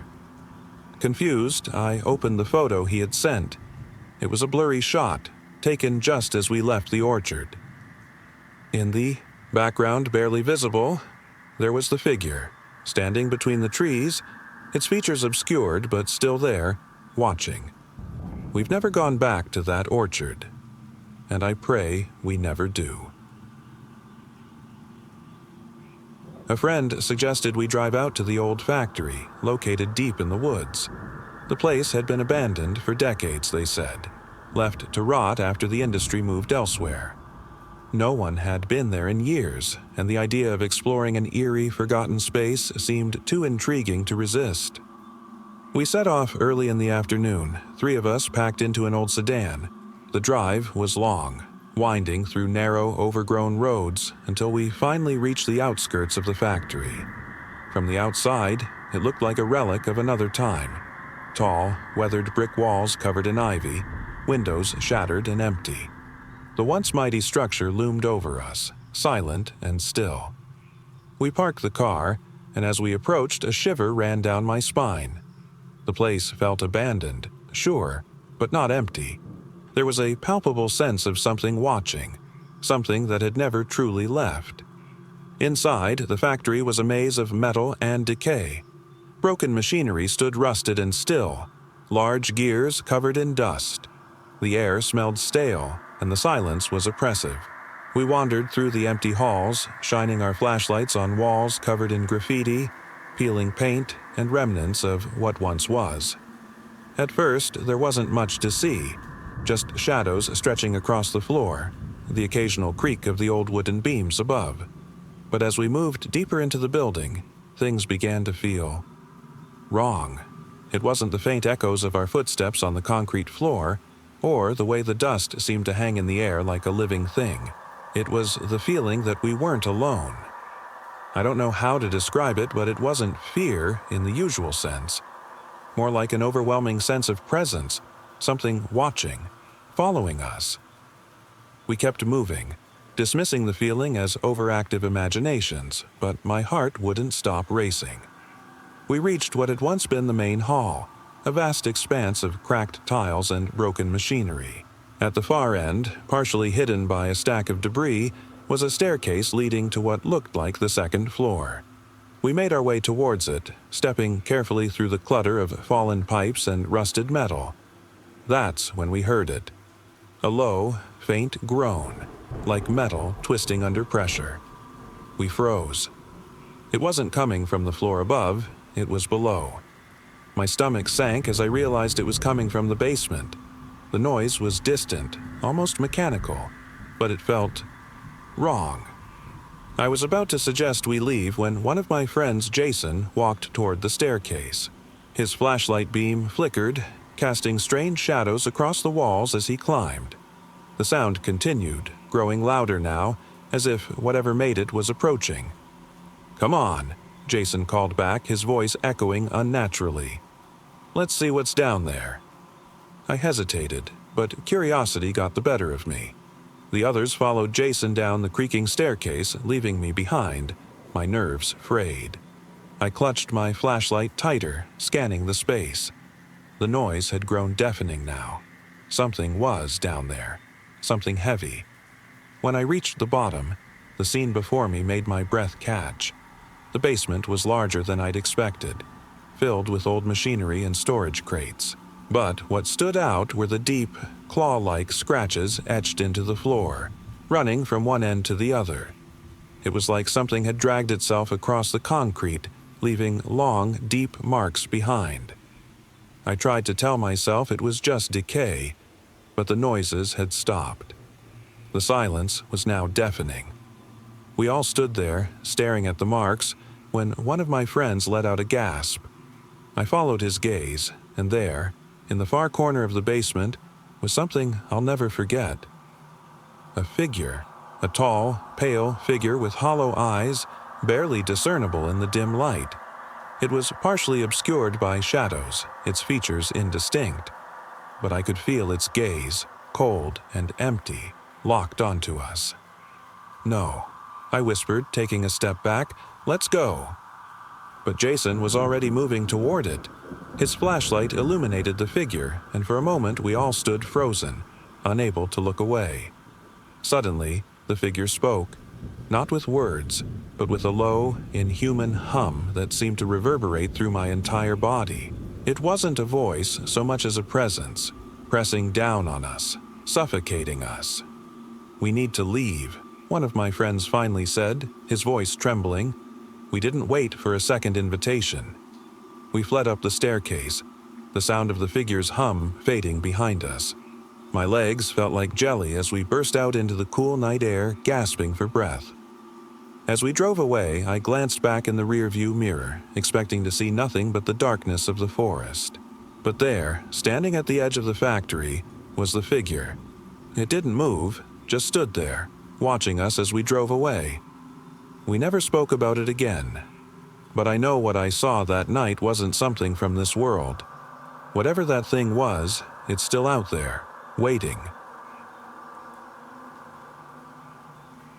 It was the kind of summer evening where the air feels thick, almost suffocating. My friends and I decided to take a drive out to the old abandoned amusement park that was rumored to be haunted.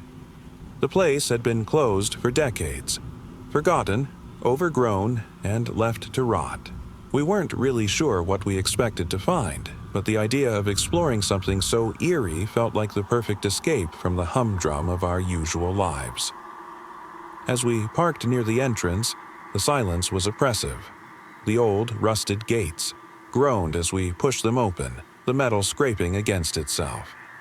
The ground was uneven beneath our feet, with weeds and tall grass creeping up through the cracks in the concrete. It felt as though time had stopped. We walked through the overgrown pathways, stepping carefully to avoid the broken glass and twisted remnants of rides that once filled this place with laughter. The Ferris wheel loomed in the distance, its rusted frame creaking in the faint breeze. We weren't exactly sure what we were hoping to find, but the air was thick with a strange tension that made my skin crawl. As we ventured deeper into the park, the sun dipped lower on the horizon. Shadows stretched long and distorted, casting unsettling shapes on the decaying attractions. The further we went, the quieter it became.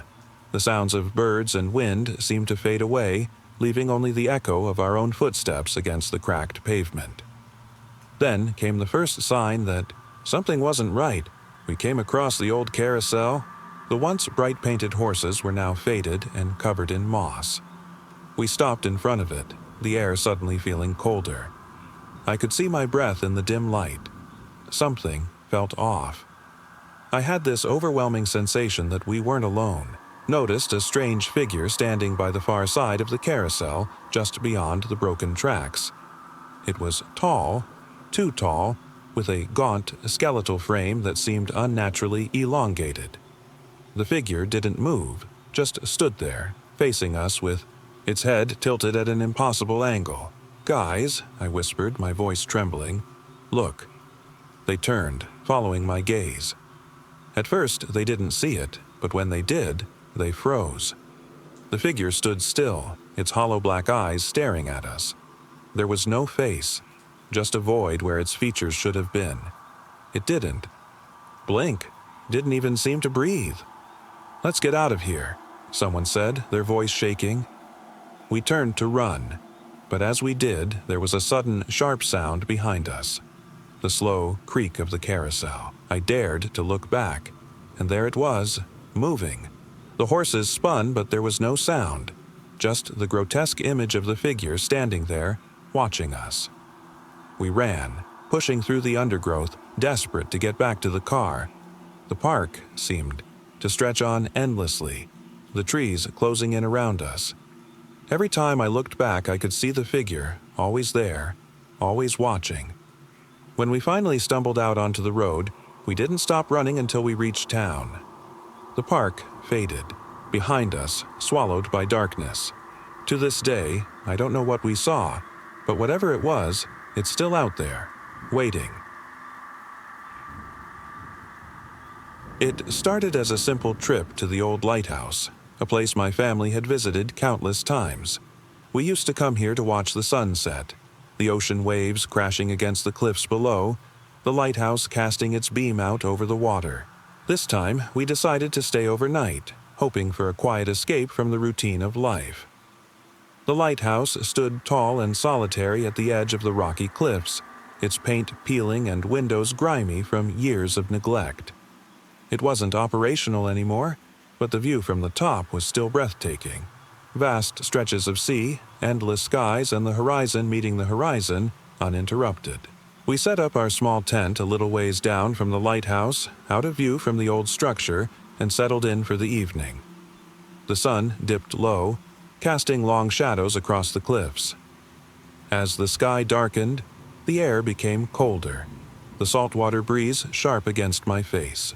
The sounds of the ocean became louder, more rhythmic, as if the waves themselves were trying to communicate.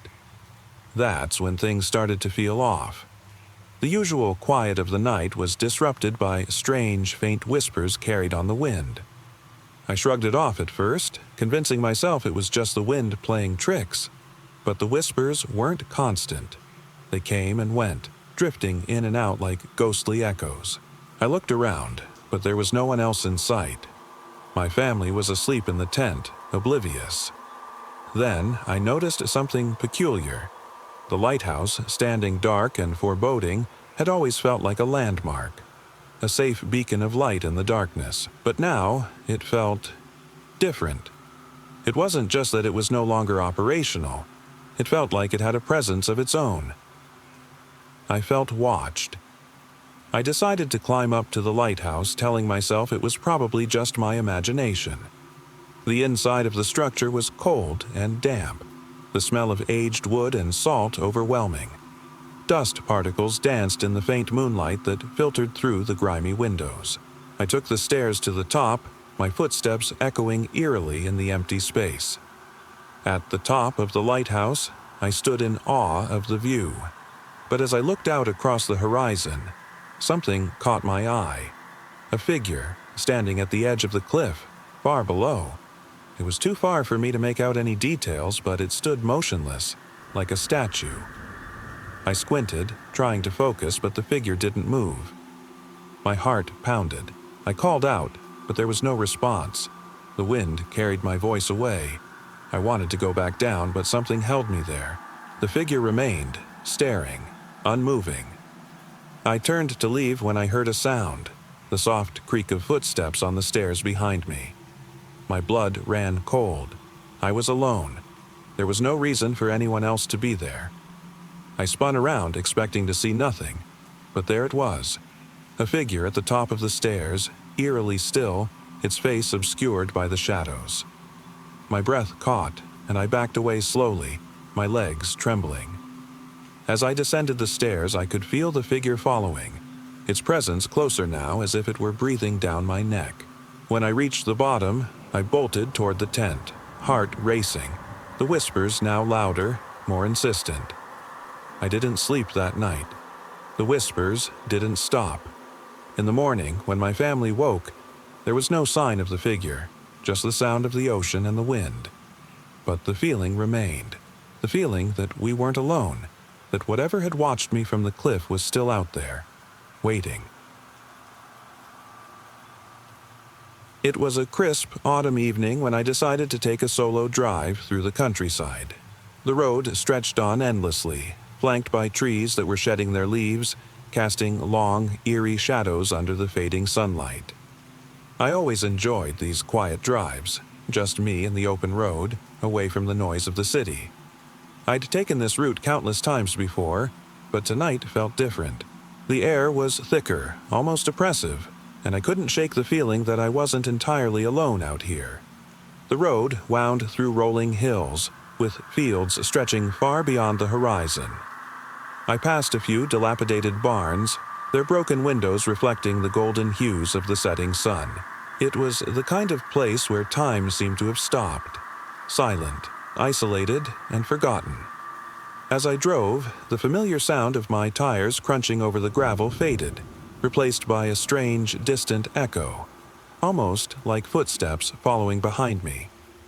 I glanced in the rearview mirror, half expecting to see someone. But there was no one, just empty road stretching out behind me. I shook my head, trying to dismiss the thought. Maybe it was just my imagination. But as I drove further, the feeling only grew stronger. It was as if someone was watching me from the shadows, waiting for the right moment to make themselves known. Eventually, I reached an old, overgrown trail leading into the woods. I couldn't help but take a detour, curious about the trees that loomed ahead. The leaves crunched beneath my tires as I ventured deeper into the forest. The air became cooler and the sounds of nature seemed to fade, leaving only silence. The trees stretched high above, their branches forming a dense canopy, blocking out the last rays of sunlight. It felt as if I had stepped into a different world, one untouched by time. I stopped the car and stepped out, taking a deep breath of the crisp, cool air. The forest felt alive in a way that made my skin crawl. The wind whispered through the trees, but there were no birdsong, no rustling of animals, just the stillness of the woods. I wandered off the trail, following a narrow footpath that seemed to beckon me deeper into the forest. Every step felt heavier, as if the trees themselves were watching, their twisted limbs casting dark shapes on the ground. Then I heard it again, the faint sound of footsteps. This time, they weren't distant or echoing. They were close, too close. I froze, my breath catching in my throat. The woods seemed to hold their breath, waiting. I slowly turned around, expecting to see something, or someone, standing behind me. But there was nothing. My heart pounded in my chest as I fought the panic rising in my throat. The silence was oppressive, broken only by the sound of my own shaky breathing. I clutched my phone tightly, turning on the flashlight. The beam cut through the darkness, illuminating the path ahead. I must have been imagining things. It had to be the isolation, the eerie quiet of the woods. I told myself that over and over, but deep down, I knew better. I retraced my steps, trying to shake off the feeling of being watched. The woods seemed to close in tighter, the path harder to see in the dim light. My flashlight flickered, then went out entirely, plunging me into darkness. I fumbled with my phone, trying to turn the flashlight back on, but it was dead. My signal had vanished, and I realized just how far I'd strayed from the main road. Panic set in. The feeling of being lost was overwhelming. The silence stretched on, broken only by the soft rustling of leaves in the wind. And then I heard it again. The footsteps. Closer this time. I could feel them behind me, just beyond the edge of my vision. I spun around, my breath hitching in my throat. Still, no one. I forced myself to walk faster, the crunching of leaves beneath my feet now sounding like whispers, like the trees themselves were speaking. The woods felt endless, as if they had no intention of letting me go. After what felt like hours, I stumbled onto an old, faded trail marker. The letters were barely legible, but I could just make out the word path etched into the wood. I followed the marker, hoping it would lead me back to my car. The silence was deafening, but at least now I had a point of reference. I kept my head down, not wanting to look behind me, where I knew something, or someone, was watching. Finally, I broke through the tree line and saw my car waiting in the distance, bathed in the faint glow of the moon. I didn't stop running until I reached it, slamming the door shut behind me. As I drove away, the weight in my chest eased, but the feeling of being followed didn't. I knew I'd be looking over my shoulder for a long time. What had been out there in the woods with me? I still don't know, and I don't think I ever want to find out. It was a summer evening, and I decided to take a walk through the old neighborhood park. The sun was just starting to set, casting long shadows across the overgrown trails. I had lived in this town my entire life, but I had always avoided this park, partly because it had a reputation, mostly forgotten now, of being haunted or unsettling. People used to talk about strange noises, whispers, and figures moving through the trees, but I never paid much attention to those stories. That night, though, I needed some quiet, some space to clear my head. The park wasn't far from my home, just a short walk away. It was the kind of place where time seemed to stand still, where the old oaks loomed over the trails and the air smelled thick with the scent of pine and earth. As I strolled down the main path, the woods on either side seemed darker than I remembered, the trees taller and more imposing. The usual sounds of the city were distant now, just the rustle of leaves and the faint hum of insects. The silence was unnerving, almost oppressive. I had a strange feeling, as though the forest itself was watching, waiting for something. I continued walking, my footsteps crunching softly against the gravel path. I passed by an old wooden bench, splintered and half-rotted, its paint chipped and faded. It had been there forever, the kind of thing no one really paid attention to anymore. But something about it caught my eye. A faint scratch, almost too faint to notice, ran down the bench's surface. The marks looked as if they'd been made by long, sharp claws. I paused for a moment, staring at the bench, my heart thudding harder. It couldn't have been anything natural. No animal could have left such clean, precise scratches. Maybe kids had vandalized it, but the deeper I looked, the more I felt an overwhelming sense of wrongness, as though those marks weren't meant to be there at all. I shook off the unease and kept walking, telling myself it was just my imagination playing tricks on me. But as I ventured further into the park, I noticed something strange. The trees weren't swaying with the breeze like they should have been. Instead, the branches hung motionless, as if the wind itself had vanished. Then came the sound. A low, raspy whisper carried by the stillness. It came from behind me, soft and indistinct, as though it had traveled from far away. I stopped, listening. but the whisper faded before I could make out any words. My stomach twisted into knots, and I forced myself to keep walking, faster now, as though I could outrun whatever had made that sound. As I turned a bend in the path, I saw something ahead, a figure partially obscured by the thick trees. It wasn't moving, just standing there, silhouetted against the last light of the setting sun. I stopped, my breath catching in my throat. The figure didn't look human. Its outline was too tall, too lanky, with limbs that bent in ways they shouldn't. Shadows seemed to crawl along its body, swallowing it whole. I tried to convince myself it was just a trick of the light, but the longer I stared, the more I felt something stir inside me. A primal fear I couldn't explain. The figure didn't make a sound, didn't shift or move. It simply stood there, watching me. I forced myself to look away, to keep walking. But as I passed, I could feel its gaze on me, cold and unrelenting. I clenched my fists, willing my legs to carry me faster. A rustling behind me snapped my attention back.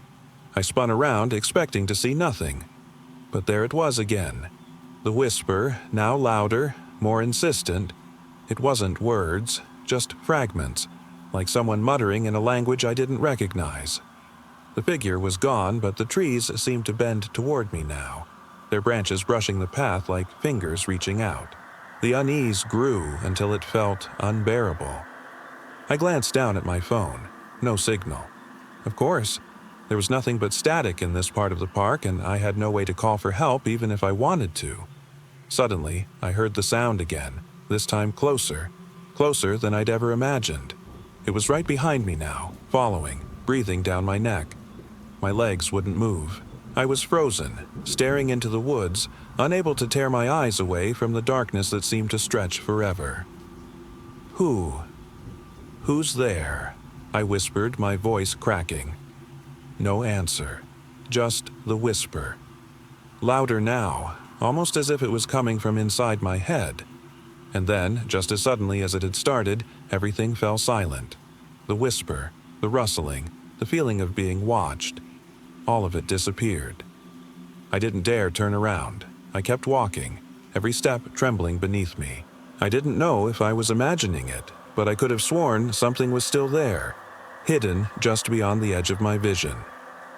The park finally gave way to the street, and as I walked back home, I couldn't shake the feeling that I was still being followed. The whispers echoed in my ears, and I didn't dare look back. I've never gone back to the park. I still remember that trip to the old library. It wasn't like the modern ones with glass walls and computer stations. This library had a heavy, musty smell, old wooden shelves creaking beneath countless books, the kind of place that felt like it hadn't been touched in decades. My friends and I had stumbled upon it while wandering through a quiet, forgotten town. The library sat at the edge of a narrow, winding street. We were drawn to it, not by any plan, but by sheer curiosity. It looked abandoned, its windows cracked, paint peeling from the facade. The sign above the entrance swayed gently in the wind, its faded letters barely readable. Inside, it was eerily quiet. The air felt heavy, as though the space itself had been sealed off from the world. Dust motes floated lazily in the dim light. I remember feeling a strange stillness, as if the room itself was holding its breath. There was no one there, just the four of us. We wandered through the aisles, running our fingers along the spines of the old books, their titles long forgotten. The atmosphere was strange, almost oppressive. The silence seemed to throb, each creak of the wooden floorboards louder than it should have been. It wasn't until I stumbled across an old journal resting on one of the shelves that things started to feel off. The journal was thick, its cover worn with age. I opened it, curious, and began flipping through the pages. The handwriting was shaky, filled with strange symbols and passages that made no sense. Some entries were incomprehensible. Others spoke of things that shouldn't be known. I felt a chill run down my spine as I read the scribbles, my hands trembling as I flipped further. But what truly unsettled me was a single line written on the very last page. It was as if someone had scrawled it in a panic, hurried and jagged. They are watching. They have always been watching. I slammed the journal shut, my heart racing. I glanced over my shoulder, expecting to see something.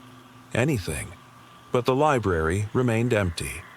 The others were still exploring, oblivious to the unease that had taken hold of me. I hurried to put the journal back, but when I turned around, the air grew colder. A shadow shifted in the corner of my vision. I turned, but there was nothing there. Just the same old shelves and the thick silence. My friends returned, laughing about some old book they'd found. I couldn't tell them about what I had seen. What if they thought I was imagining things?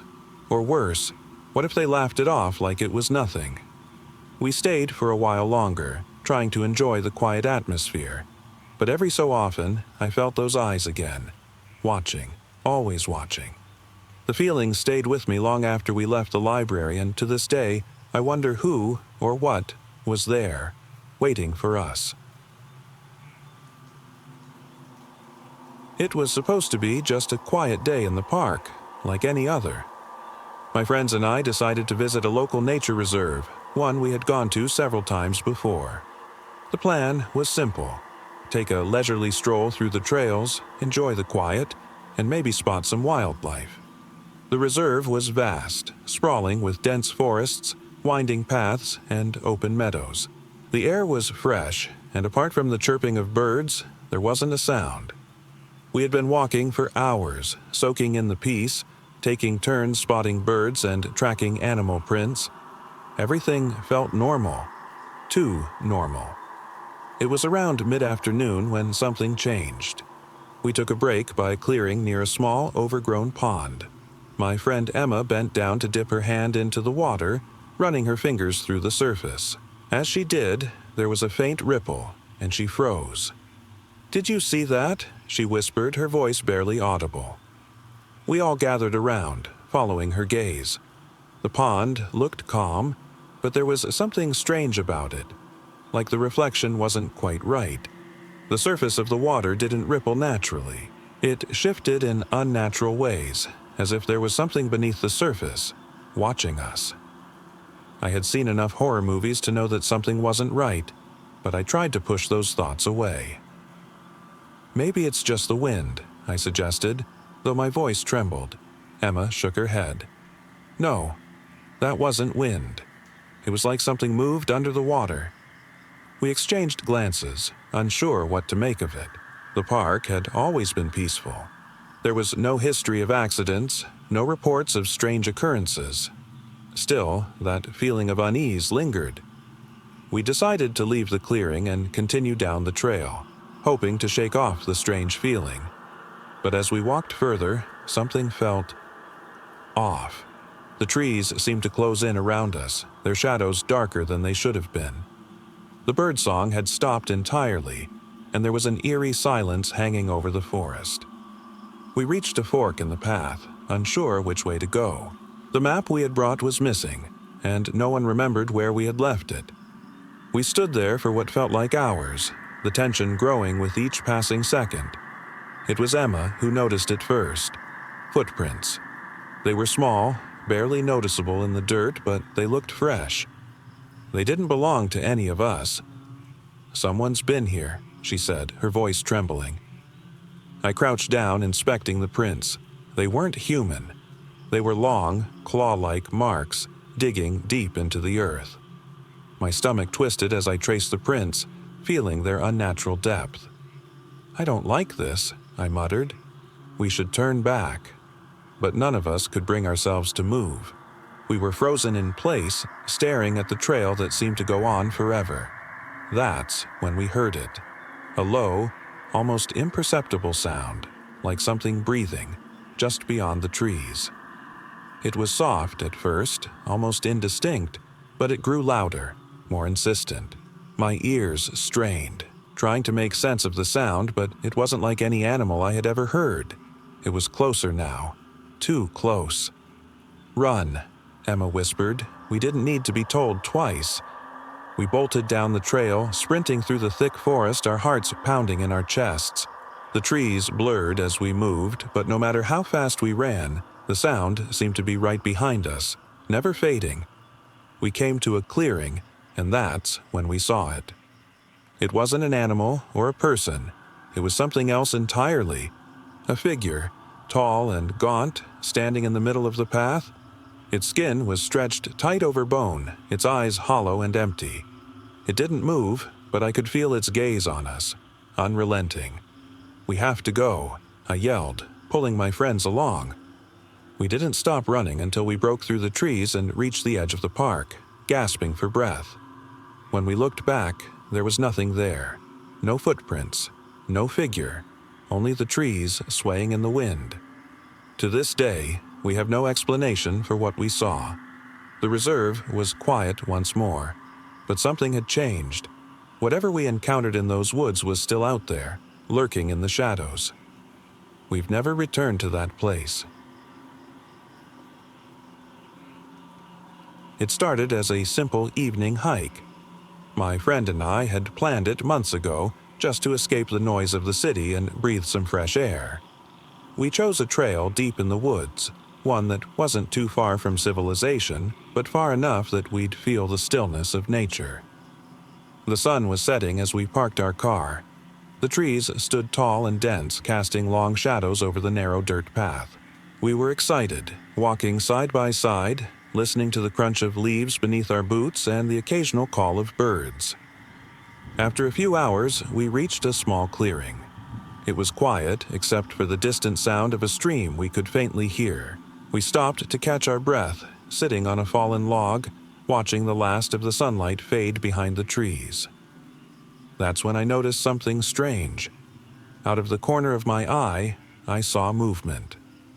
A figure, barely distinguishable from the shadows, standing at the edge of the clearing. At first, I thought it might be a tree or a trick of the light, but it wasn't. It was too tall, too human. I nudged my friend, pointing silently. The figure didn't move, didn't react. It was like it was waiting, as if it had been there the entire time, just watching. "Hey," I whispered. "Do you see that?" My friend squinted in the direction I was pointing. "What is that?" His voice was barely a whisper.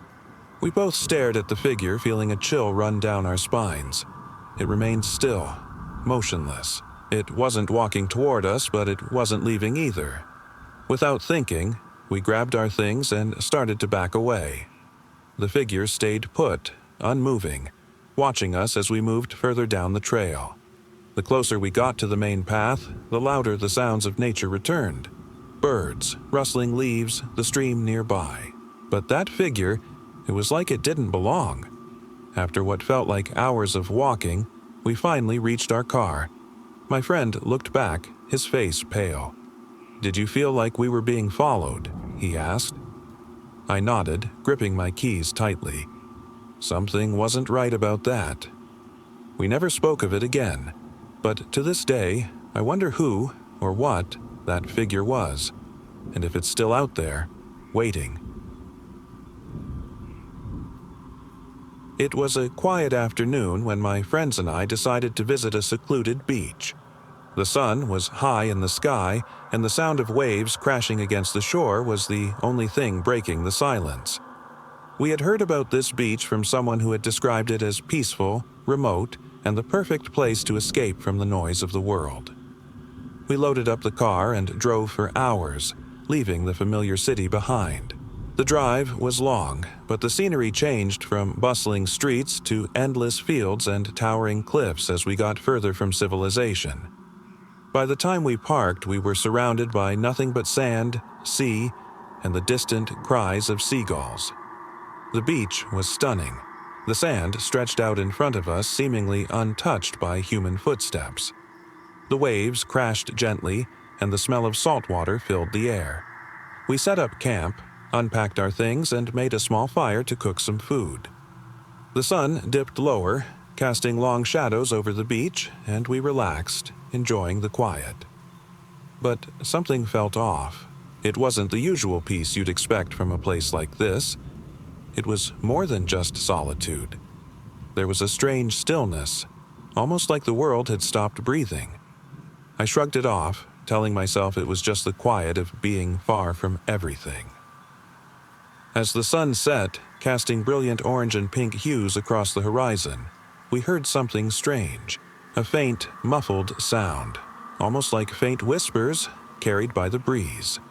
We exchanged glances, but none of us said anything at first. Maybe it was just the wind, we told ourselves, but the whispers didn't go away.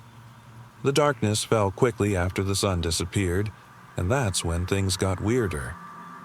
We were sitting by the fire talking quietly when a figure emerged from the shadows. It wasn't human, or at least not entirely.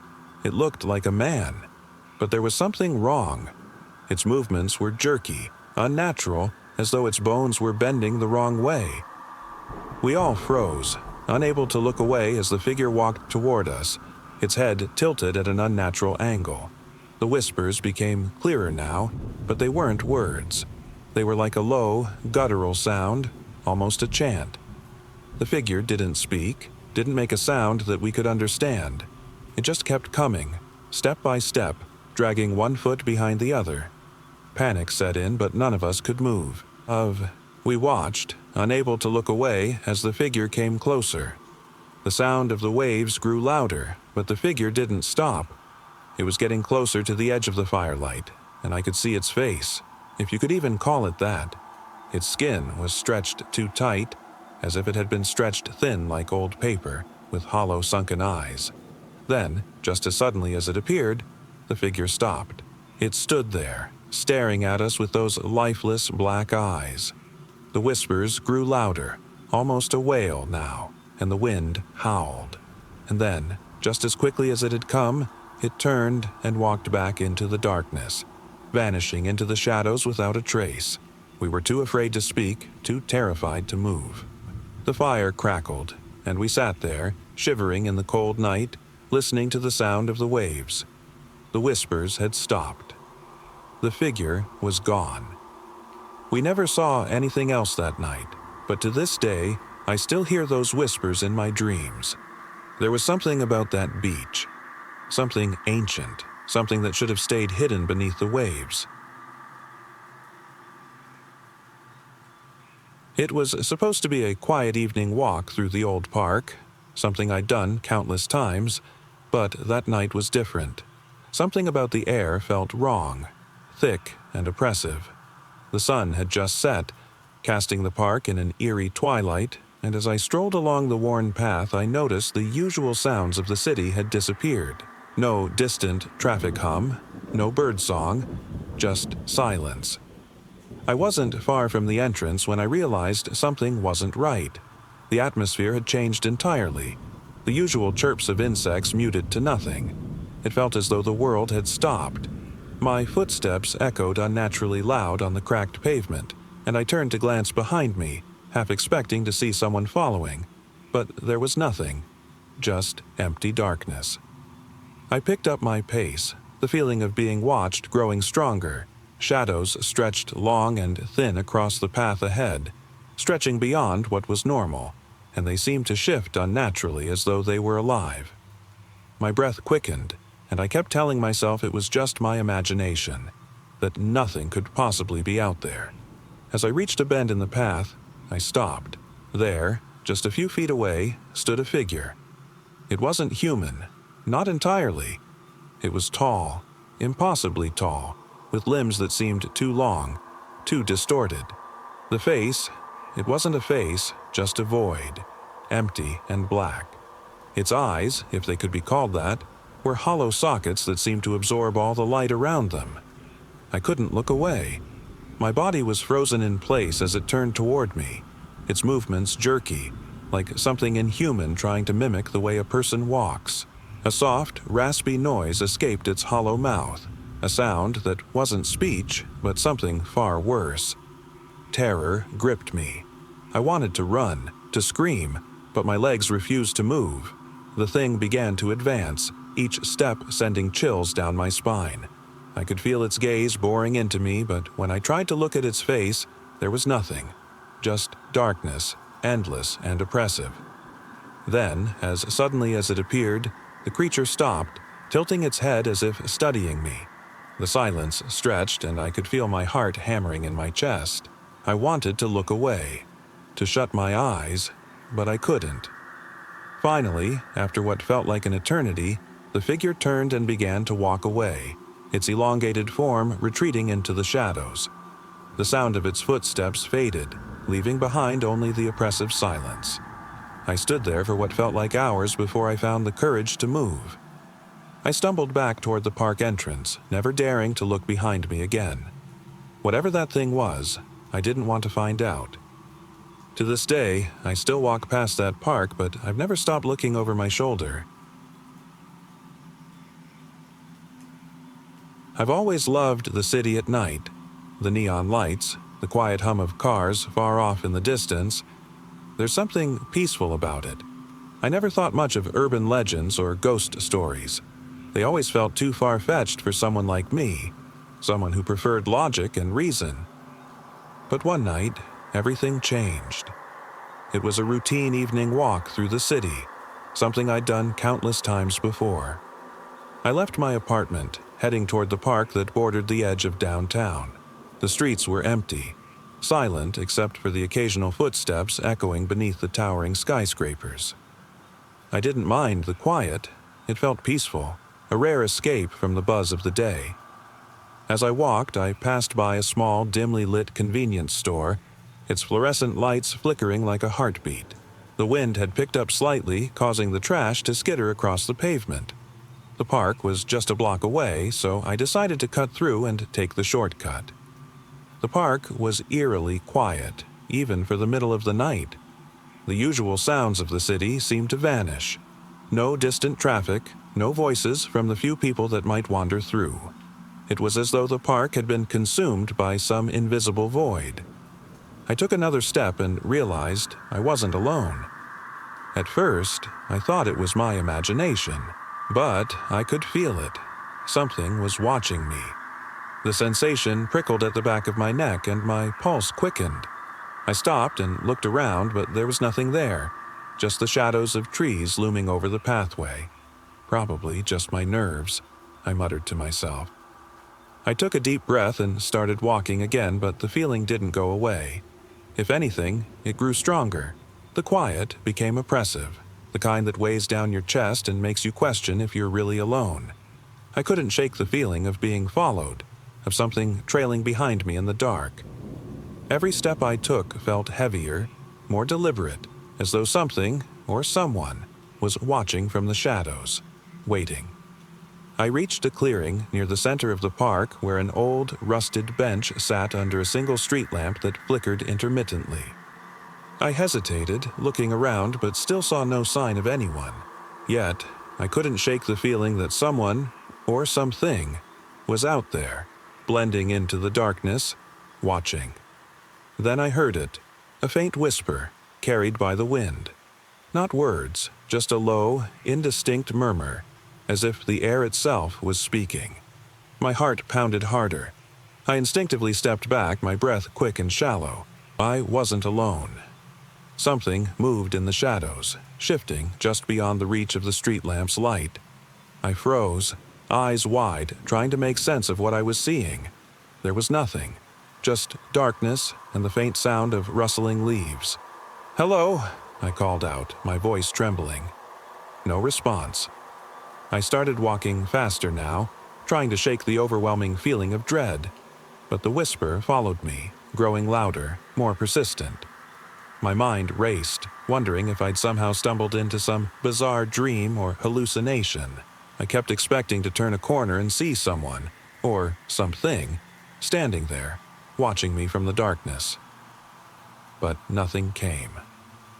As I neared the edge of the park, I felt something brush against my leg. I jerked back, heart pounding. There was nothing there. The whisper had grown into a chorus of faint voices, overlapping and unintelligible as though a crowd of whispers was surrounding me, closing in. Panic set in. I broke into a sprint, sprinting as fast as I could out of the park, back toward the street where my apartment was. My breath came in short, ragged gasps and my legs burned, but I didn't stop. When I reached the edge of the park, I didn't look back. I couldn't. I didn't stop until I was safely back in my apartment, doors bolted, lights on. The next morning, I told myself it was just a bad dream, a hallucination, maybe caused by stress or exhaustion. But I can't forget the feeling of being followed, of those whispers in the dark, of something just beyond my sight. To this day, I still wonder if I was truly alone that night, or if something not human, was watching me, waiting. It was a lazy Sunday afternoon when I decided to explore the old, deserted factory on the outskirts of town. I'd always been fascinated by abandoned places, the rusted machinery, the echoing silence. There was something eerie about them, like the memories of what once thrived inside lingered, waiting to be disturbed. The factory was massive, with crumbling walls and broken windows letting in streaks of sunlight. Most of the machinery was old and covered in dust, but it was still intact enough to give me a glimpse of what it must have been like in its prime. I wandered through the halls, the sound of my footsteps echoing off the empty concrete.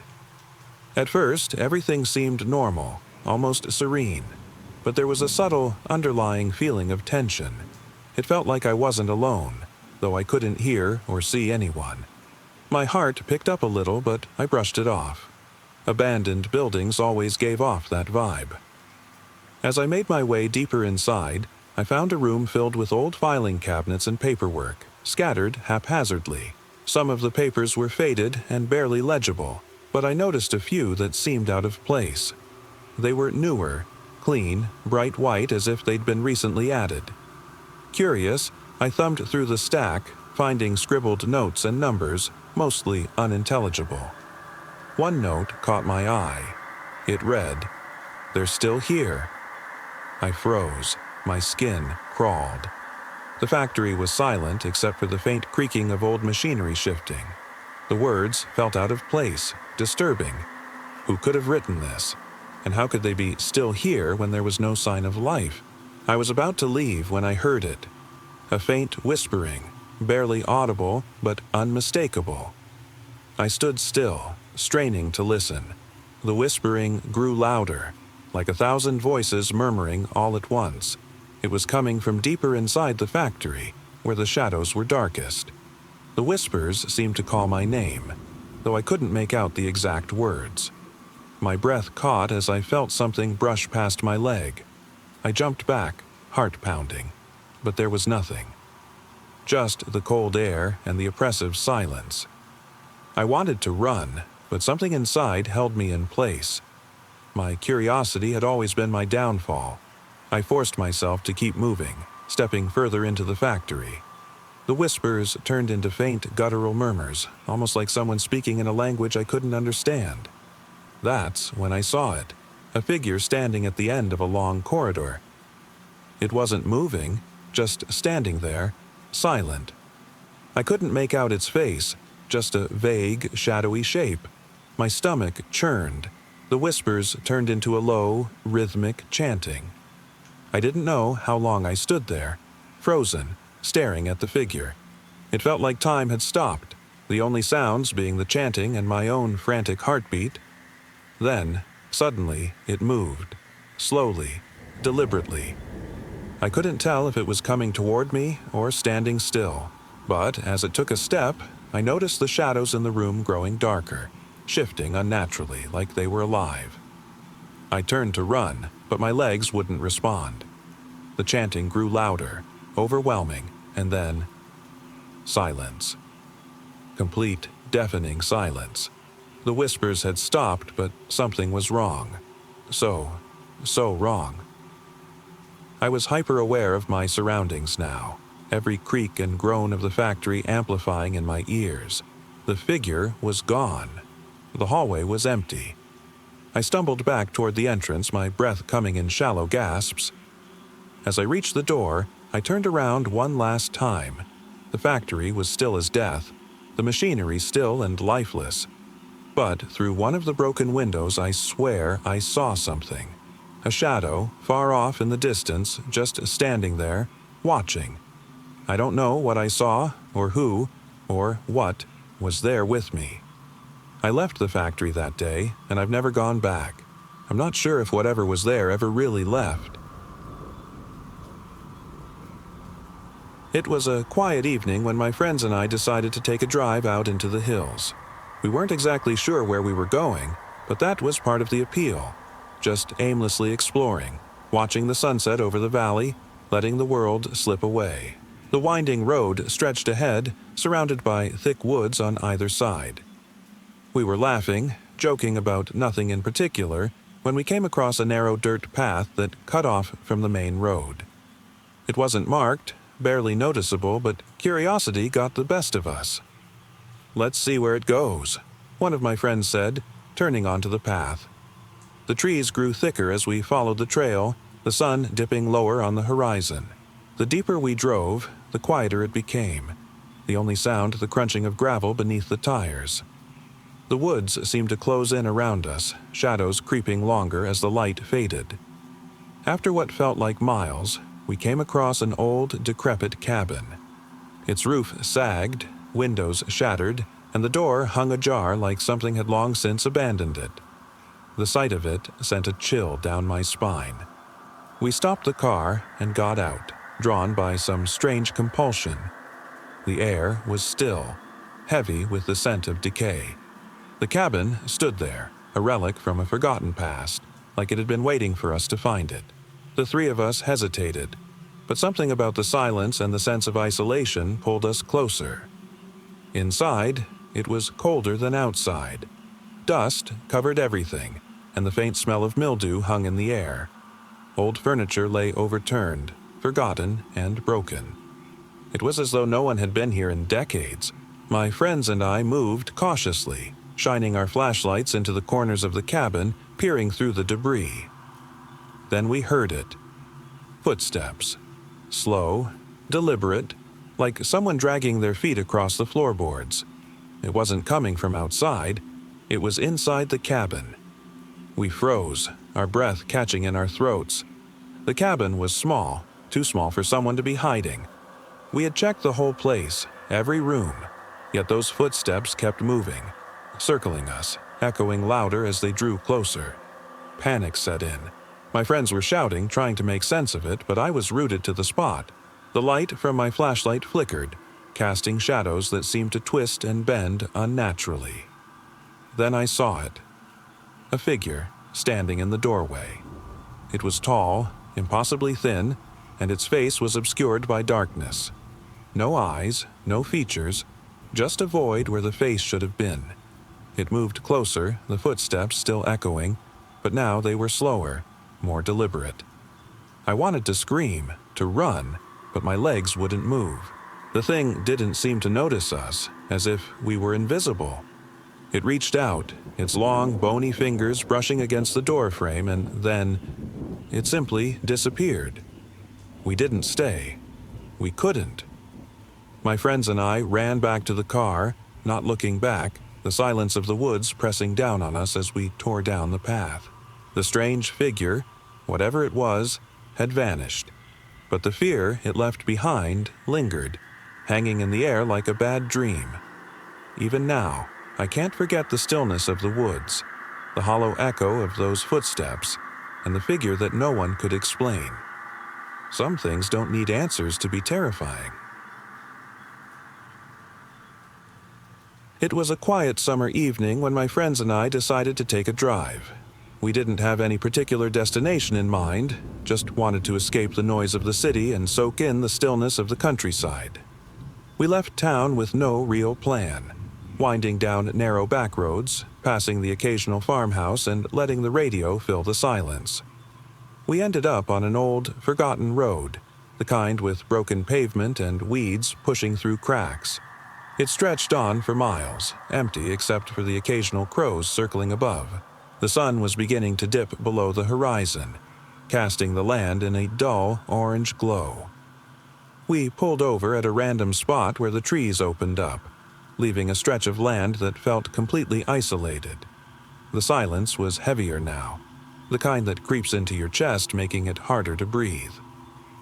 We got out of the car, stretched, and walked a few feet to sit on the hood, staring out at the horizon. It felt perfect, peaceful, distant, far from the chaos of everything. But as the minutes stretched on, a strange sense of tension began to creep in. My friend Jess was the first to break the silence. "Do you hear that?" she asked, her voice barely above a whisper. We all fell quiet, straining to listen. At first, there was nothing, just the soft rustle of wind through the grass, but then, faintly, we heard it, a distant, echoing sound. A voice, perhaps, or something that barely resembled one. It was hard to tell. The sound came and went, almost like breathing, but slower, heavier. We exchanged uneasy glances, trying to brush it off. Maybe it was just the wind, or some far-off noise we couldn't identify. But it didn't sit right. There was something too deliberate about it, like it was aware of us. After a few minutes, the noise stopped.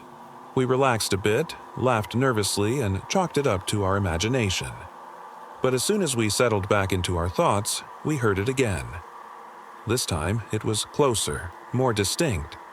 A whisper, drawn out, almost as if someone, or something, was speaking, but we couldn't make out the words. "What the hell is that?" Jake asked, his voice trembling. We all leaned in, listening harder now. The sound was coming from the trees, just beyond the clearing, just beyond where we could see. The air grew colder, heavier, pressing down on us. "Let's get back to the car," I said, standing up. My voice was shaky. The fear I felt wasn't like any I'd ever experienced. It was primal, instinctual. But as we turned to walk back, we heard it again. Closer this time, and clearer. It wasn't just a whisper. It was laughter. A low, hollow laughter, chilling in its emptiness. It didn't sound like any human laugh. It wasn't playful. It was wrong. We didn't speak. We didn't dare. Our feet moved faster, scrambling back toward the car, the laughter following us, echoing through the trees. When we reached the vehicle, we slammed the doors shut and locked them. I could barely see through the windshield, my hands trembling as I gripped the steering wheel.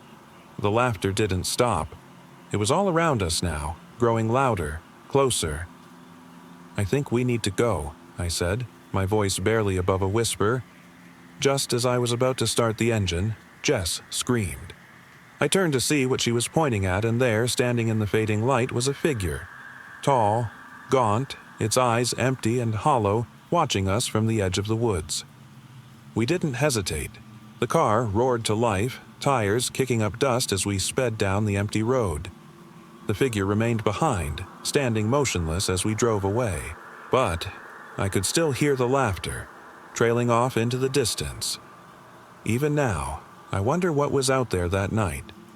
I've tried to convince myself it was just some animal, something we couldn't understand. But the look in its eyes, empty and hollow, tells me otherwise. Whatever was there, whatever followed us, is still out there. It was the last day of my trip to the mountains. I had spent the past week hiking, exploring remote trails and basking in the beauty of nature. No phone signal, no distractions, just the sound of the wind through the trees and the occasional rustle of leaves. It was peaceful, at least during the day.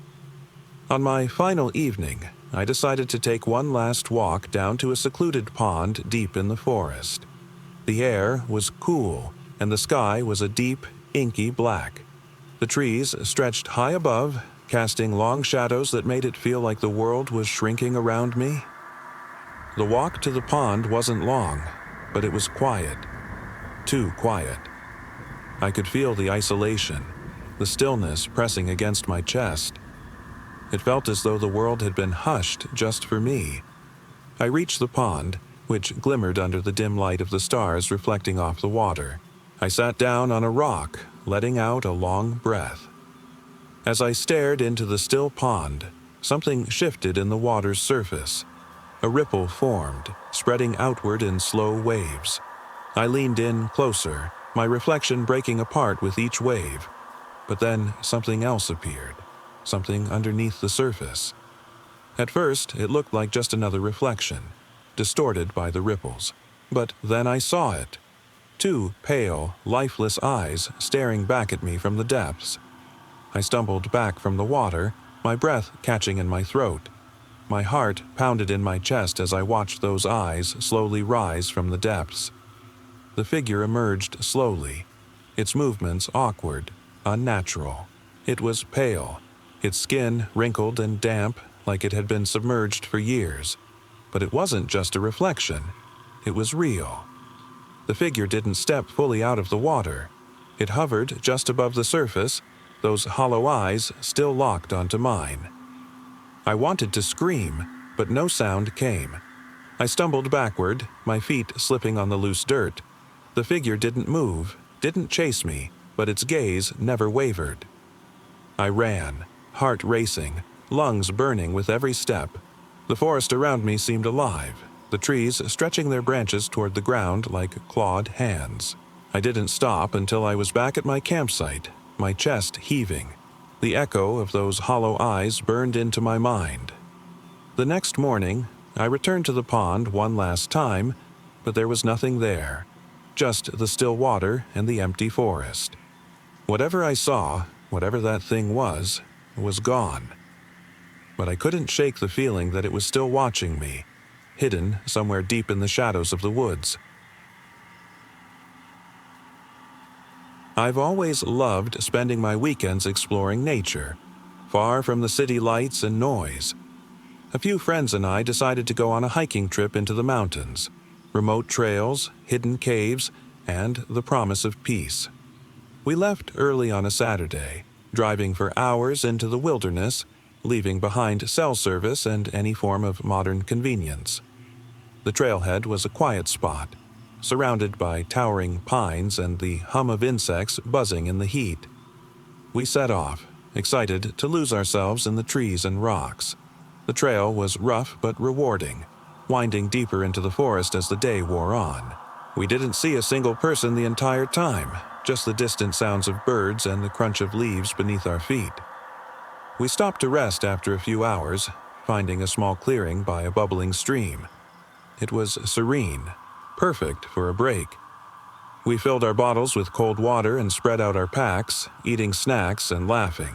It felt like we were the only people left in the world. After eating, we decided to explore further. The trail continued on, snaking around the mountain, but something felt off. The quiet was louder than before, almost oppressive. My friends joked about how strange the silence was, but I wasn't laughing. I couldn't shake the feeling that we weren't alone. It wasn't until we were deep in the woods that we noticed the marks on the trees. Long, claw-like scratches gouged into the bark, running high and low as if something large had passed through. I stopped, staring at them. My stomach churned. "Do you think a bear did this?" I asked, pointing. "No way," one of my friends replied, laughing. "Bears don't make marks like that. Look, these are way too high." I nodded, feeling a knot form in my stomach. The idea of a bear, or anything large, hadn't crossed my mind, but these marks were unnatural. We looked around, but the trees seemed lifeless, their silence stretching into an eerie stillness. We pressed on, but the feeling of being watched only grew stronger. By the time we reached the base of the mountain, the sun was low on the horizon. The shadows of the trees stretched long across the ground. We decided it was time to head back, but something wasn't right. It felt like we were walking in circles, the trail no longer familiar. When we stopped to check our maps, we realized it wasn't the trail that had shifted. It was us. We weren't lost exactly, but we were disoriented, unable to find the landmarks we remembered. The air felt thicker, as though the forest had swallowed everything familiar. We retraced our steps, but nothing looked the same. Every tree felt like a stranger. We finally decided to make camp. It wasn't ideal, but we needed to rest. As night fell, the forest became even more silent. It was a different kind of quiet, one that felt heavy, almost oppressive. The usual sounds of insects and wildlife had vanished, leaving only the faint rustle of leaves in the wind. I couldn't sleep. Something felt off. My friends drifted into restless slumber, but I stayed awake, watching the shadows shift around the fire. Every little noise made me jump. The snap of a twig, the whisper of wind through the trees. I knew something was watching us. I just couldn't explain how I knew. At some point, I heard it. A low, distorted whisper. Faint at first, but growing louder. It came from the trees, as if something was calling to us. I froze, my breath catching in my throat. The whisper became clearer, more insistent. Come. Closer. The voice was not human. It was hollow, distant, like it came from the shadows themselves. My pulse quickened as I stared into the darkness, heart pounding. I woke my friends, but the whispering stopped as soon as they opened their eyes. The forest returned to silence. They didn't hear it. They didn't see anything. And as much as I wanted to dismiss it, I knew what I'd heard. The thing, whatever it was, hadn't left us. It was still there, waiting. In the morning, we packed up and made our way back down the mountain, moving as quickly as we could. The woods were still quiet, but the feeling of being watched didn't fade. By the time we made it back to the trailhead, I looked behind us one last time. The trees loomed taller, darker, and deep within them, I knew we weren't alone. It was a warm summer evening when my friends and I decided to take a trip to a nearby lake. The lake was small, tucked away between rolling hills and dense forests. It wasn't particularly popular, more of a hidden gem that locals like to keep quiet. We had heard stories of how peaceful it was, a perfect spot to relax under the stars. I thought it would be a calm escape from the noise of everyday life, something we all needed. The drive there was quiet, the road winding through thick woods, the sun dipping low on the horizon. When we finally arrived, the lake stretched out before us, reflecting the orange glow of the setting sun. We set up a few blankets and chairs, unpacked a picnic, and watched as the last rays of light faded into the trees. For a while, everything felt idyllic. The air was cool, the breeze gentle. We ate, talked, and joked about the usual things: work, relationships, and what we'd be doing the rest of the summer. The only sounds were the rustling leaves and the occasional splash of water. As night began to fall, we could see the first stars starting to peek through the darkening sky. The only light was from our small battery-powered lantern. It cast long shadows across the shore. We decided to take a walk along the lakeside, following a narrow, worn trail that led into the woods. The path curved gently, the trees towering over us, their leaves whispering softly in the breeze. It was peaceful, serene. I told myself how lucky we were to have found this quiet escape, away from the chaos of the world. That's when things began to shift. We had been walking for maybe 20 minutes when we noticed something odd. The sounds of nature seemed off.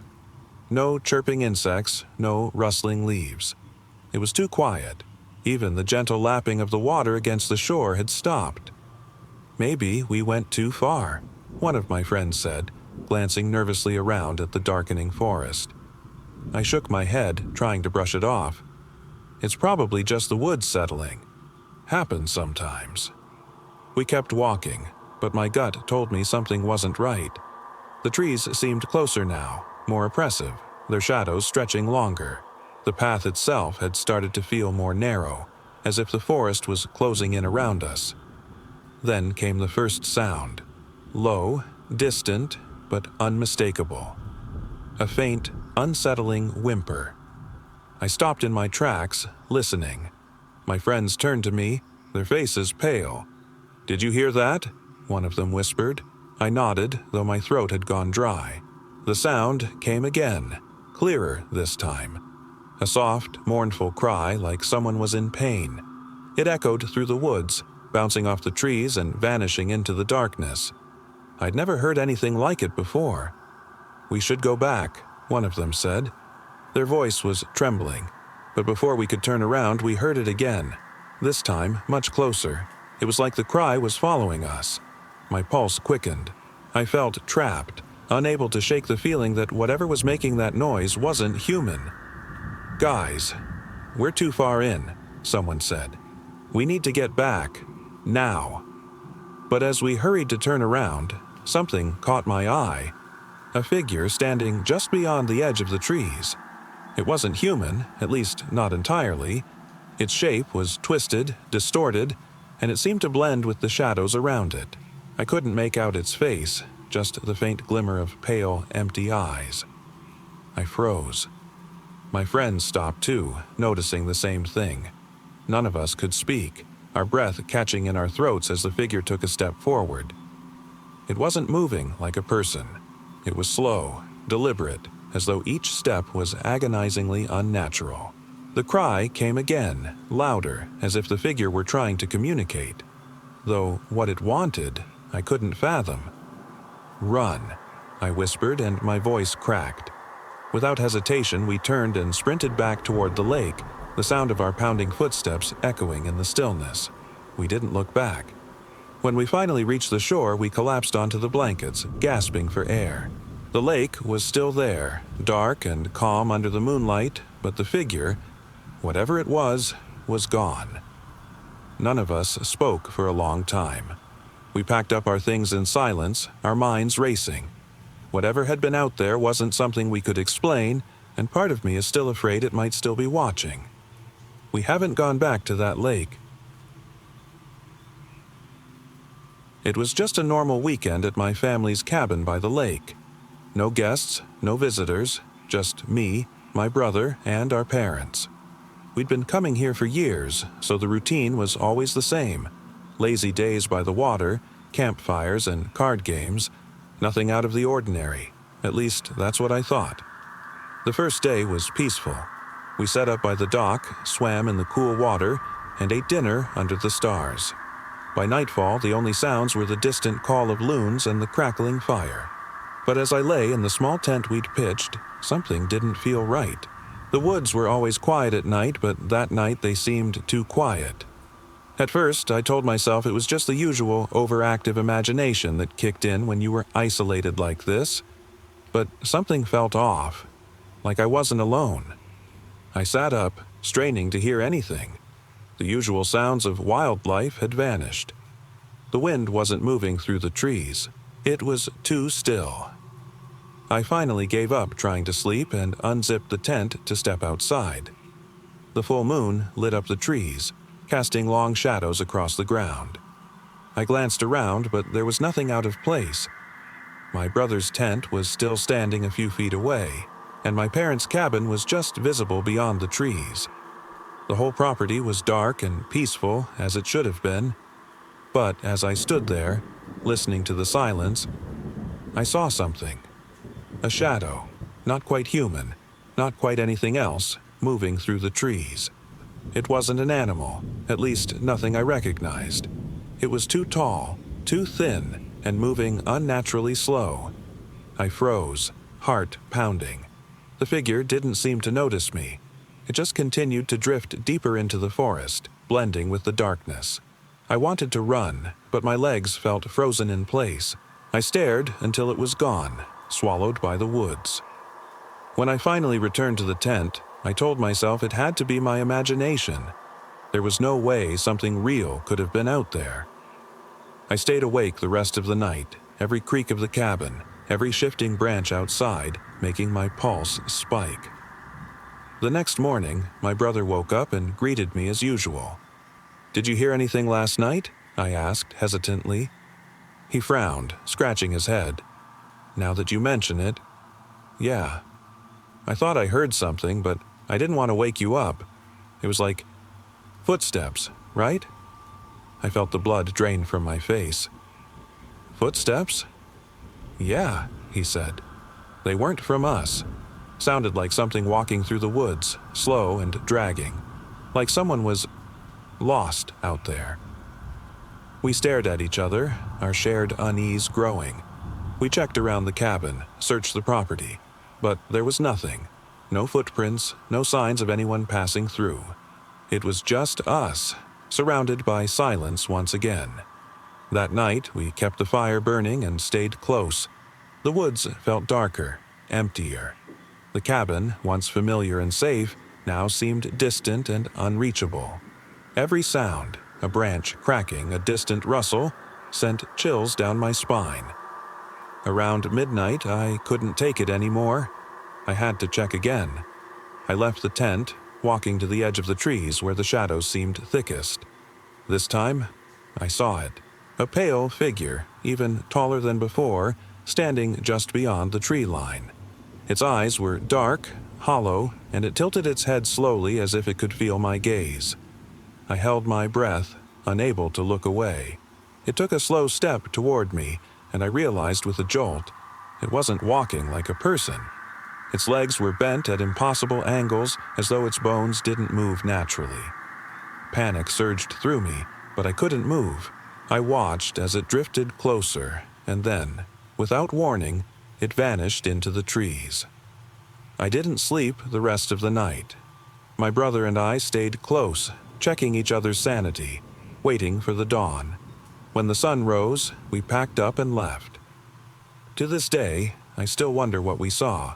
I've tried to explain it away. Maybe it was an animal, maybe my imagination. But deep down, I know it wasn't.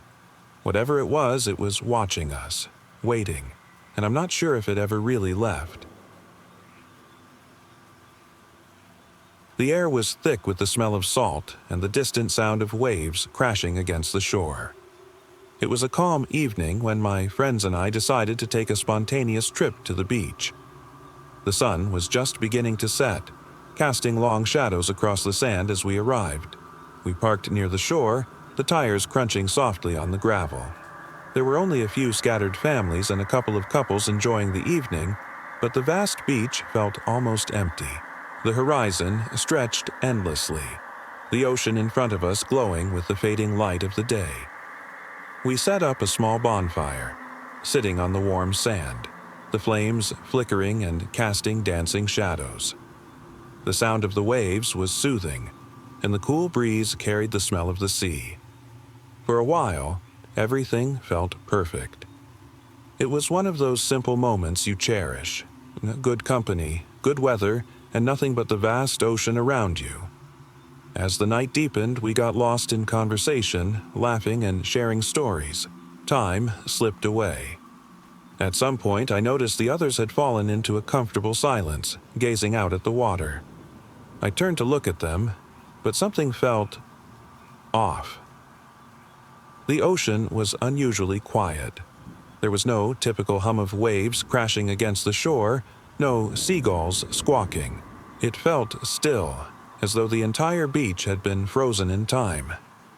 I got up and walked to the edge of the water, the sand cooling beneath my feet. The horizon stretched endlessly, the darkening sky blending with the sea. But that silence, it gnawed at me, crawling under my skin. A faint glow emerged from the water, far out beyond the waves. At first, I thought it was just the reflection of the moon, but the light wasn't reflecting off the surface. It was coming from beneath it. A pulse, rhythmic and slow, like a heartbeat. I called out to my friends, but no sound came from my mouth. I turned around to them, but they weren't there anymore. I was alone. Panic set in as I turned back to the ocean. The glow was closer now, stretching closer to the surface. I could see it more clearly, an unnatural, eerie light that seemed to come from something below. A figure emerged from the water, pale and translucent. Its face was obscured, its body skeletal, almost ghost-like. It didn't move like a living thing. It glided toward me with a slow, unsettling grace, the light from beneath its form illuminating the dark waters. I stood frozen, unable to breathe, unable to look away. The creature came closer, and I could feel its presence invading my mind, as if it had seen straight through me. The air was thick, and the sound of the waves had vanished entirely. In that moment, I realized I wasn't alone anymore. The figure stopped, its shadow stretching toward me. But it didn't speak. It didn't need to. I could feel the weight of its gaze, its intent, silent and suffocating. I tried to move, to run, but my body wouldn't respond. Then, as suddenly as it had appeared, the figure dissolved into the water. vanishing without a trace. The ocean returned to its restless state, waves crashing against the shore once more. The sound returned, but it no longer felt familiar. The beach was empty again, and my friends had never been there. I stood there, heart racing, staring at the vast, dark ocean. Alone. Whatever had come from the water was gone, but I knew it hadn't left. It had taken something with it, something I couldn't explain, and I was left wondering if it would ever come back. It started with a simple drive. I had always been fascinated by old lighthouses, drawn to their solitude and the stories they seemed to hold. So, one weekend, I decided to take a trip to an isolated one perched on a cliff by the sea. It was something I'd always wanted to do, something to escape from the noise of daily life. The lighthouse was miles away from any town or signs of human life. The drive to get there was long, winding through narrow, desolate roads with nothing but trees and rocky cliffs on either side. The closer I got, the more the world seemed to shrink. By the time I arrived, the sun had begun to set, casting a long, eerie glow over the water below. The lighthouse stood tall, its white paint peeling and windows dark. The air smelled of salt and brine, and the only sound was the crashing waves below. I parked my car and began the short hike up the steep path leading to the base of the lighthouse. The only other thing besides the distant roar of the sea was the silence that seemed to engulf everything. When I reached the entrance, I pushed open the heavy wooden door. The inside was musty and cold, with narrow, spiraling stairs leading to the top. Each step groaned beneath my feet as I climbed. It wasn't long before I reached the top, where the view was breathtaking. The sea stretched out before me, endless and unforgiving. I stood there, lost in the beauty of it all, when something made me glance back toward the stairs. For a moment, I thought I saw someone standing there, silhouetted against the narrow frame of the doorway. My stomach twisted and my heart skipped a beat. But when I turned fully around, there was no one there. I told myself it was just the shadows playing tricks. The wind whistled through the small broken windows, and I shivered, forcing the creeping unease to the back of my mind. As I took in the view again, I thought about the stories of ships lost at sea, the lonely keepers who had watched from these towers for generations. The idea of isolation felt comforting until I realized that I wasn't alone. Not truly. There was something off about the silence. The absence of birds, the usual sounds of life. Everything was too still, the kind of silence that made your ears ring. I made my way back down the stairs, each creak of the wood beneath me echoing. When I reached the bottom, the door was shut. How had I not noticed that before? The door hadn't moved on its own. My heart raced again as I reached for the handle, only to find it locked from the inside. I was trapped. Panic hit me hard. I checked my phone, but there was no signal. The lighthouse stood in the middle of nowhere, surrounded by nothing but ocean and cliffs. I tried to open the door, banging on it, shouting for help, but there was no one around. The sound of my own voice felt hollow in the empty space. I spent what felt like hours trying to find a way out, but the door refused to budge. It was as if something had sealed it behind me, something I couldn't see or understand. The fear grew, sinking into every part of me. The thought that I might be trapped here, in this ancient lighthouse where the echoes of the past lingered, was too much to bear. When I finally slumped to the floor, exhausted and hopeless, I noticed something strange. The silence seemed to have shifted. Not just quiet, it was as if the world itself had grown quieter. The air was still, heavy, as though time had stopped. I closed my eyes, trying to steady my breathing, when I heard it. The faint sound of a distant bell, soft and low. It wasn't coming from inside the lighthouse. It was from the sea. The bell rang again, louder this time. It echoed off the cliffs, and I couldn't tell if it was real or some strange, haunting memory.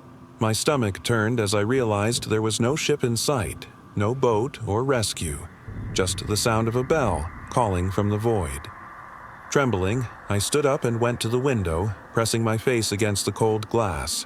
Below, far out on the water, I saw a flicker of light, dim, almost ghostly. It moved closer, but the lighthouse had no boats or ships. No life should have been out there. I forced myself to look away, but the bell continued, growing louder and more insistent.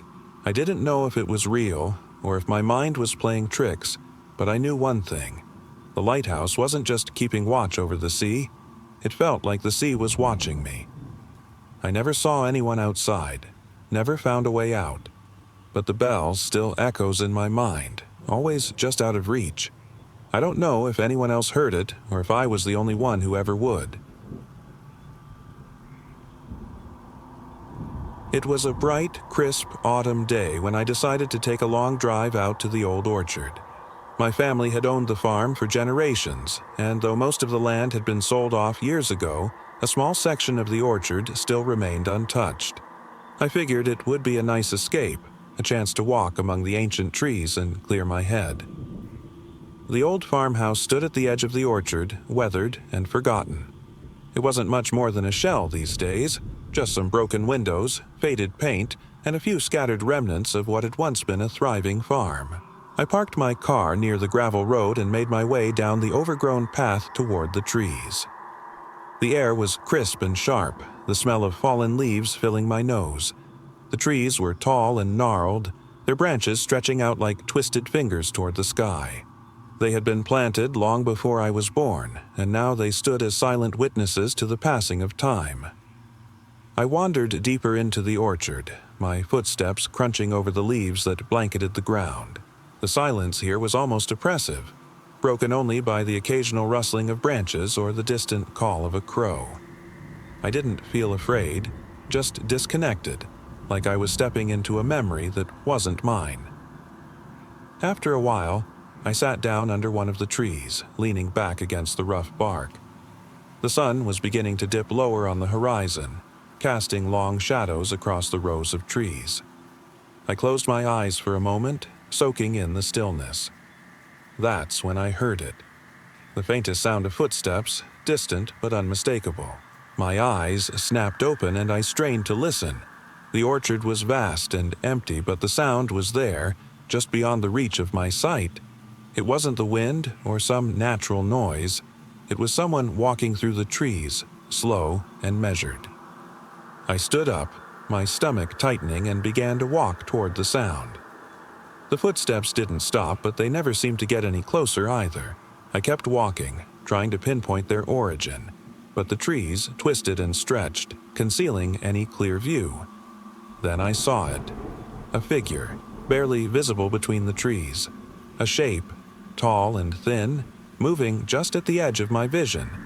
I stopped, heart racing, and the figure seemed to pause as well. It tilted its head in my direction, and I could see its outline against the fading light. But there was something off about it, a sense of wrongness. I should have turned and run, but I couldn't move. The figure took a slow, deliberate step forward, and I could feel my breath quickening. It wasn't human, at least not entirely. Its features were too blurred, too indistinct, as though it were more shadow than flesh. "Who's there?" I called out, my voice trembling. There was no response, only the sound of leaves rustling softly in the breeze. The figure seemed to drift closer, becoming more solid with each step, yet still somehow not quite there. A chill ran down my spine and I turned to run. My feet pounded against the ground as I pushed through the undergrowth, the sound of the footsteps behind me growing louder, closer. I could feel its presence gaining on me, breathing down my neck. I didn't stop until I reached the edge of the orchard where my car was parked.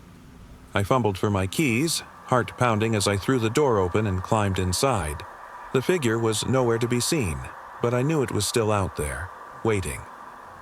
As I drove away from the old orchard, I kept glancing in my rearview mirror, half expecting to see that tall, shadowy figure following me. It never appeared, but the feeling of being watched never left. To this day, I can't shake the sense that something still lingers there, among those twisted trees, something waiting for me to return. I had always loved nature, the quiet peace of being out in the open, surrounded by trees and distant mountains. One summer, my friends and I decided to spend the weekend hiking deep into a remote part of the forest. No cell service, no electricity, just us, the trail, and the wilderness. It sounded perfect, a chance to disconnect and escape the noise of the world. The hike started easy enough. The trail was narrow, winding through tall trees with sunlight filtering through the canopy. We made good time, laughing and sharing stories, taking occasional breaks to catch our breath. The deeper we went, the quieter it became. It wasn't the usual comforting silence of the forest. It was an unnatural stillness, as though the woods themselves were holding their breath. We reached a clearing and decided to set up camp. The sky was clear, the stars visible above us. The only sounds were the occasional rustling of leaves and the distant chirp of crickets. We built a fire, cooked some food, and enjoyed the peace. But something felt off. I couldn't shake the feeling that we weren't alone. That night, as we lay in our sleeping bags, I heard it. A faint whisper, too quiet to make out, but it sent a shiver down my spine. I stayed still, pretending to be asleep, listening. It wasn't coming from any of my friends. The voices were too distant, too faint, but they seemed to be everywhere at once. I didn't say anything, hoping it was just my imagination. But when I woke the next morning, things had changed. The air felt heavier, colder. My friends noticed it too. There was a subtle shift in the atmosphere, something we couldn't quite explain. While my friends were packing up, I wandered off to explore. The woods had always been my escape, but today something felt different. I followed a narrow path deeper into the trees, drawn by a sense of curiosity and unease. The trees loomed over me, their branches twisted and gnarled, almost like they were watching. That's when I saw it. A figure standing perfectly still among the trees. It wasn't moving, just watching me. I froze, my heart thudding in my chest. It was hard to make out at first, but the longer I stared, the clearer it became. It was a tall, gaunt figure, its face partially obscured by the shadows of the forest. "Hello," I called out, my voice barely above a whisper. No response. The figure didn't move, didn't flinch. It just stood there, as if waiting. Panic set in. I turned to run, but my legs felt frozen, heavy. I couldn't look away. The figure remained unmoving, its presence so unnatural it made my skin crawl. Suddenly, I heard footsteps behind me, heavy and deliberate. I spun around, expecting one of my friends, but there was no one. The woods were silent again. I didn't wait to find out what was following me. I ran back to camp, heart racing. My friends were there, gathering our things. I didn't want to scare them, so I kept what I had seen to myself. We left the clearing and continued down the trail, but the feeling of being watched stayed with me. That night, as we made our way back to the car, I glanced over my shoulder, expecting to see something, anything in the shadows of the trees. But there was nothing. The forest had returned to its usual stillness. To this day, I don't know what I saw. A trick of the light, my mind playing tricks, or something else entirely. But the figure, the feeling of being watched, those are memories that will stay with me forever. I used to visit my grandfather's house every summer when I was a kid. It was an old farmhouse, isolated, sitting at the edge of a quiet valley. My parents used to leave me there for weeks while they traveled, and I never minded. Grandpa was old and grumpy, but he told the best stories about the woods that surrounded us. The house itself wasn't much, a weathered wooden structure with creaky floorboards and faded wallpaper. Outside, there were fields of tall grass stretching endlessly, and beyond that, the forest. One evening, as I explored the woods near his house, I noticed something strange. There was an old, abandoned barn deeper into the trees, one I had never seen before. It stood isolated from the rest of the woods, its roof sagging and walls covered in ivy. It was out of place, and curiosity got the better of me. I approached the barn, my steps quiet on the grass. As I got closer, I noticed something strange. There was a faint, almost imperceptible noise, like whispers carried by the wind. I stopped, listening. The whispers seemed to be coming from inside the barn, but there was no sign of life around it. I pushed open the creaking door. Inside, the barn was dark, except for slivers of light filtering through the broken roof. Dust hung in the air, thick and heavy. It smelled of decay, wood, rot, and something else I couldn't place. I could barely see, but I moved cautiously, my heartbeat quickening. That's when I saw it. In the far corner of the barn, barely visible in the dim light, was a figure. A tall, slender shadow that didn't quite belong. I froze, my breath catching in my throat. The whispers had grown louder, almost like they were surrounding me now. I strained to see more, but the figure remained in the shadows. Then, slowly, it moved. Not like a human, though. Its movements were jerky, unnatural, as if whatever this thing was didn't know how to walk properly. It tilted its head, and for a moment, I thought I saw something in its hollow eyes. The whispers intensified, growing louder, more frantic. I couldn't move. I was paralyzed by fear, the barn now filled with that oppressive silence, only broken by those relentless whispers. And then, from the shadows, I heard a voice. "Help me." It wasn't a voice I recognized.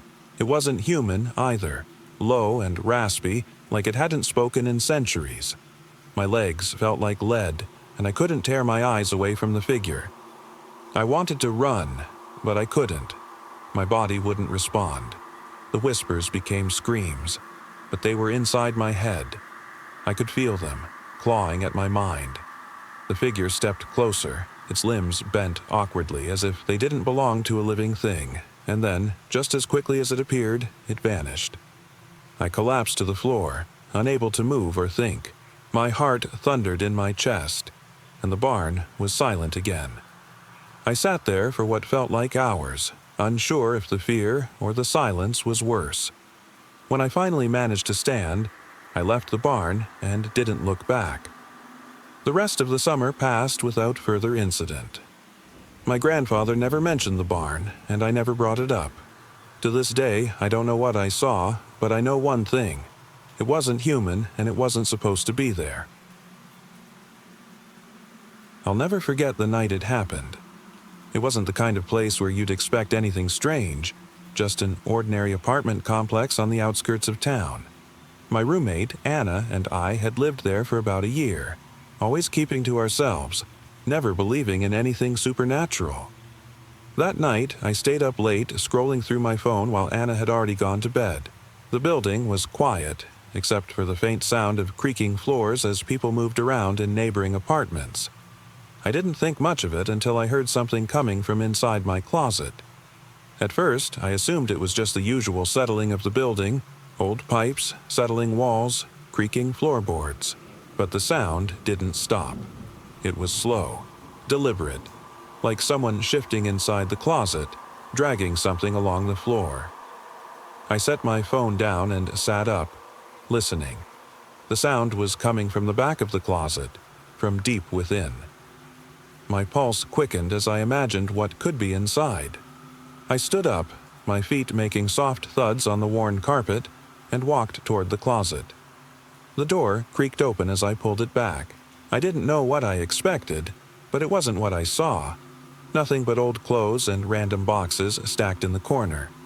I sighed, relieved but still uneasy, and pulled the closet door shut again. As I turned to head back to bed, something caught my eye. A faint shadow flickering at the edge of the doorframe. I froze, staring at it, trying to convince myself it was just a trick of the light. But the shadow lingered, unmoving. I wanted to dismiss it, but something wasn't right. Slowly, I stepped closer, my heart thudding in my chest. I reached out and touched the doorframe, but there was nothing there. Then, from inside the apartment came a whisper. It was faint at first, so soft I almost convinced myself it was in my head. "Let me out." I spun around, my breath catching. The whisper had come from the direction of the closet, but there was no one there. My hands trembled as I forced myself to look back at the closet door. It was still shut, but I could feel the presence of whatever, or whoever, was on the other side. The whisper came again, this time louder, more insistent. "Let me out." I wanted to scream, but no sound came. My legs moved involuntarily toward the closet. I wasn't in control anymore, as if something had taken over my body. I stood there, staring at the door, trying to process what I was hearing. Then, with a burst of courage I didn't know I had, I threw open the closet door. Nothing, just empty clothes and old boxes. My heart pounded in my ears as I stared into the abyss of the dark closet. But it wasn't empty. I could feel it, like someone, or something, was watching me from within. I slammed the door shut, my hands trembling. I backed away, unable to take my eyes off the closet. The whisper was still there, though it had softened like it was retreating but not quite gone. I didn't sleep that night. Every creak of the building, every shuffle of a neighbor in the hall, felt like it was pointing right to me. The next morning, I couldn't bring myself to look inside the closet again. I told Anna what happened, but she didn't believe me. Still, that night, and every night after, when I closed my eyes, I could still hear the whisper, "Let me out." I'll never forget that night. It started like any other. My friends and I decided to take a late-night trip to the old observatory on the outskirts of town. It wasn't something we normally did, but curiosity got the better of us.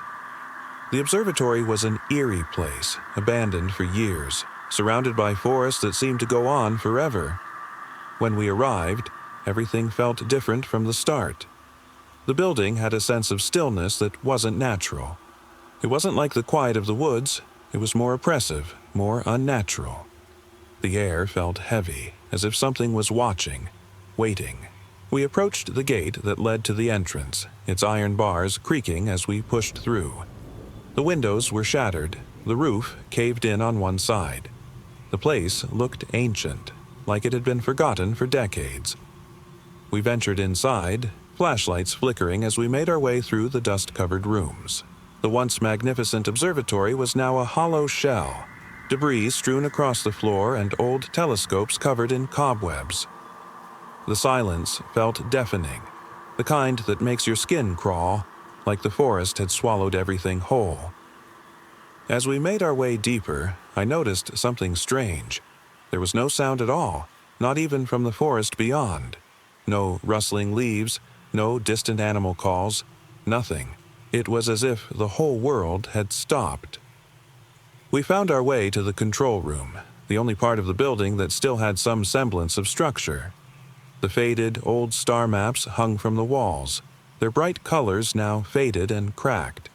It was eerie, standing in a place that was once alive with science, now abandoned and lifeless. That's when we noticed something wasn't right.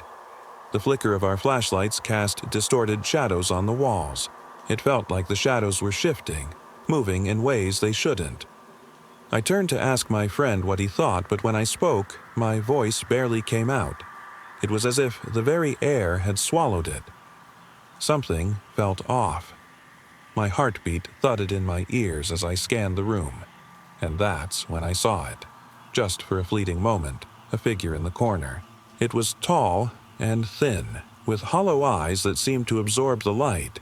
It didn't move, but I could feel it watching, waiting. I blinked, thinking I was imagining things, but when I looked again, it was gone. We kept exploring, trying to shake the feeling of unease. My friend checked the broken telescope, pointing the lens toward the sky. "It's jammed," he said, fumbling with the controls. Then he gasped. The sky through the lens wasn't what it should have been. The stars, usually so distant and infinite, were distorted, twisted, flickering as if they weren't really there. A strange hum began to fill the room, subtle at first, but growing louder.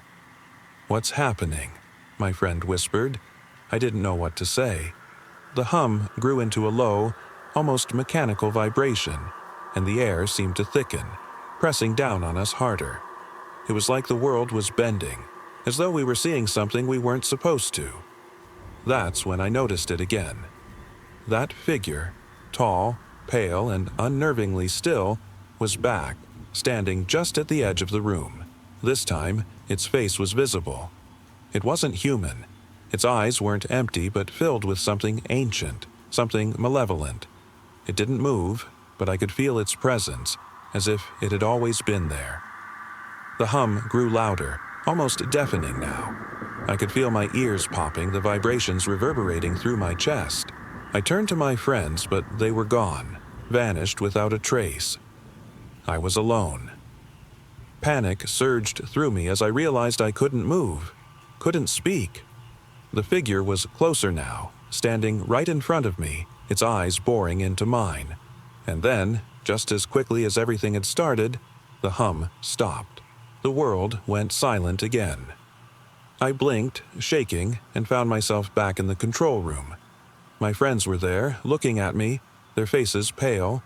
They were talking, asking if I was okay, but I couldn't hear a word. It was as if the silence had returned with a vengeance. We left the observatory in silence, no one speaking of what we had seen.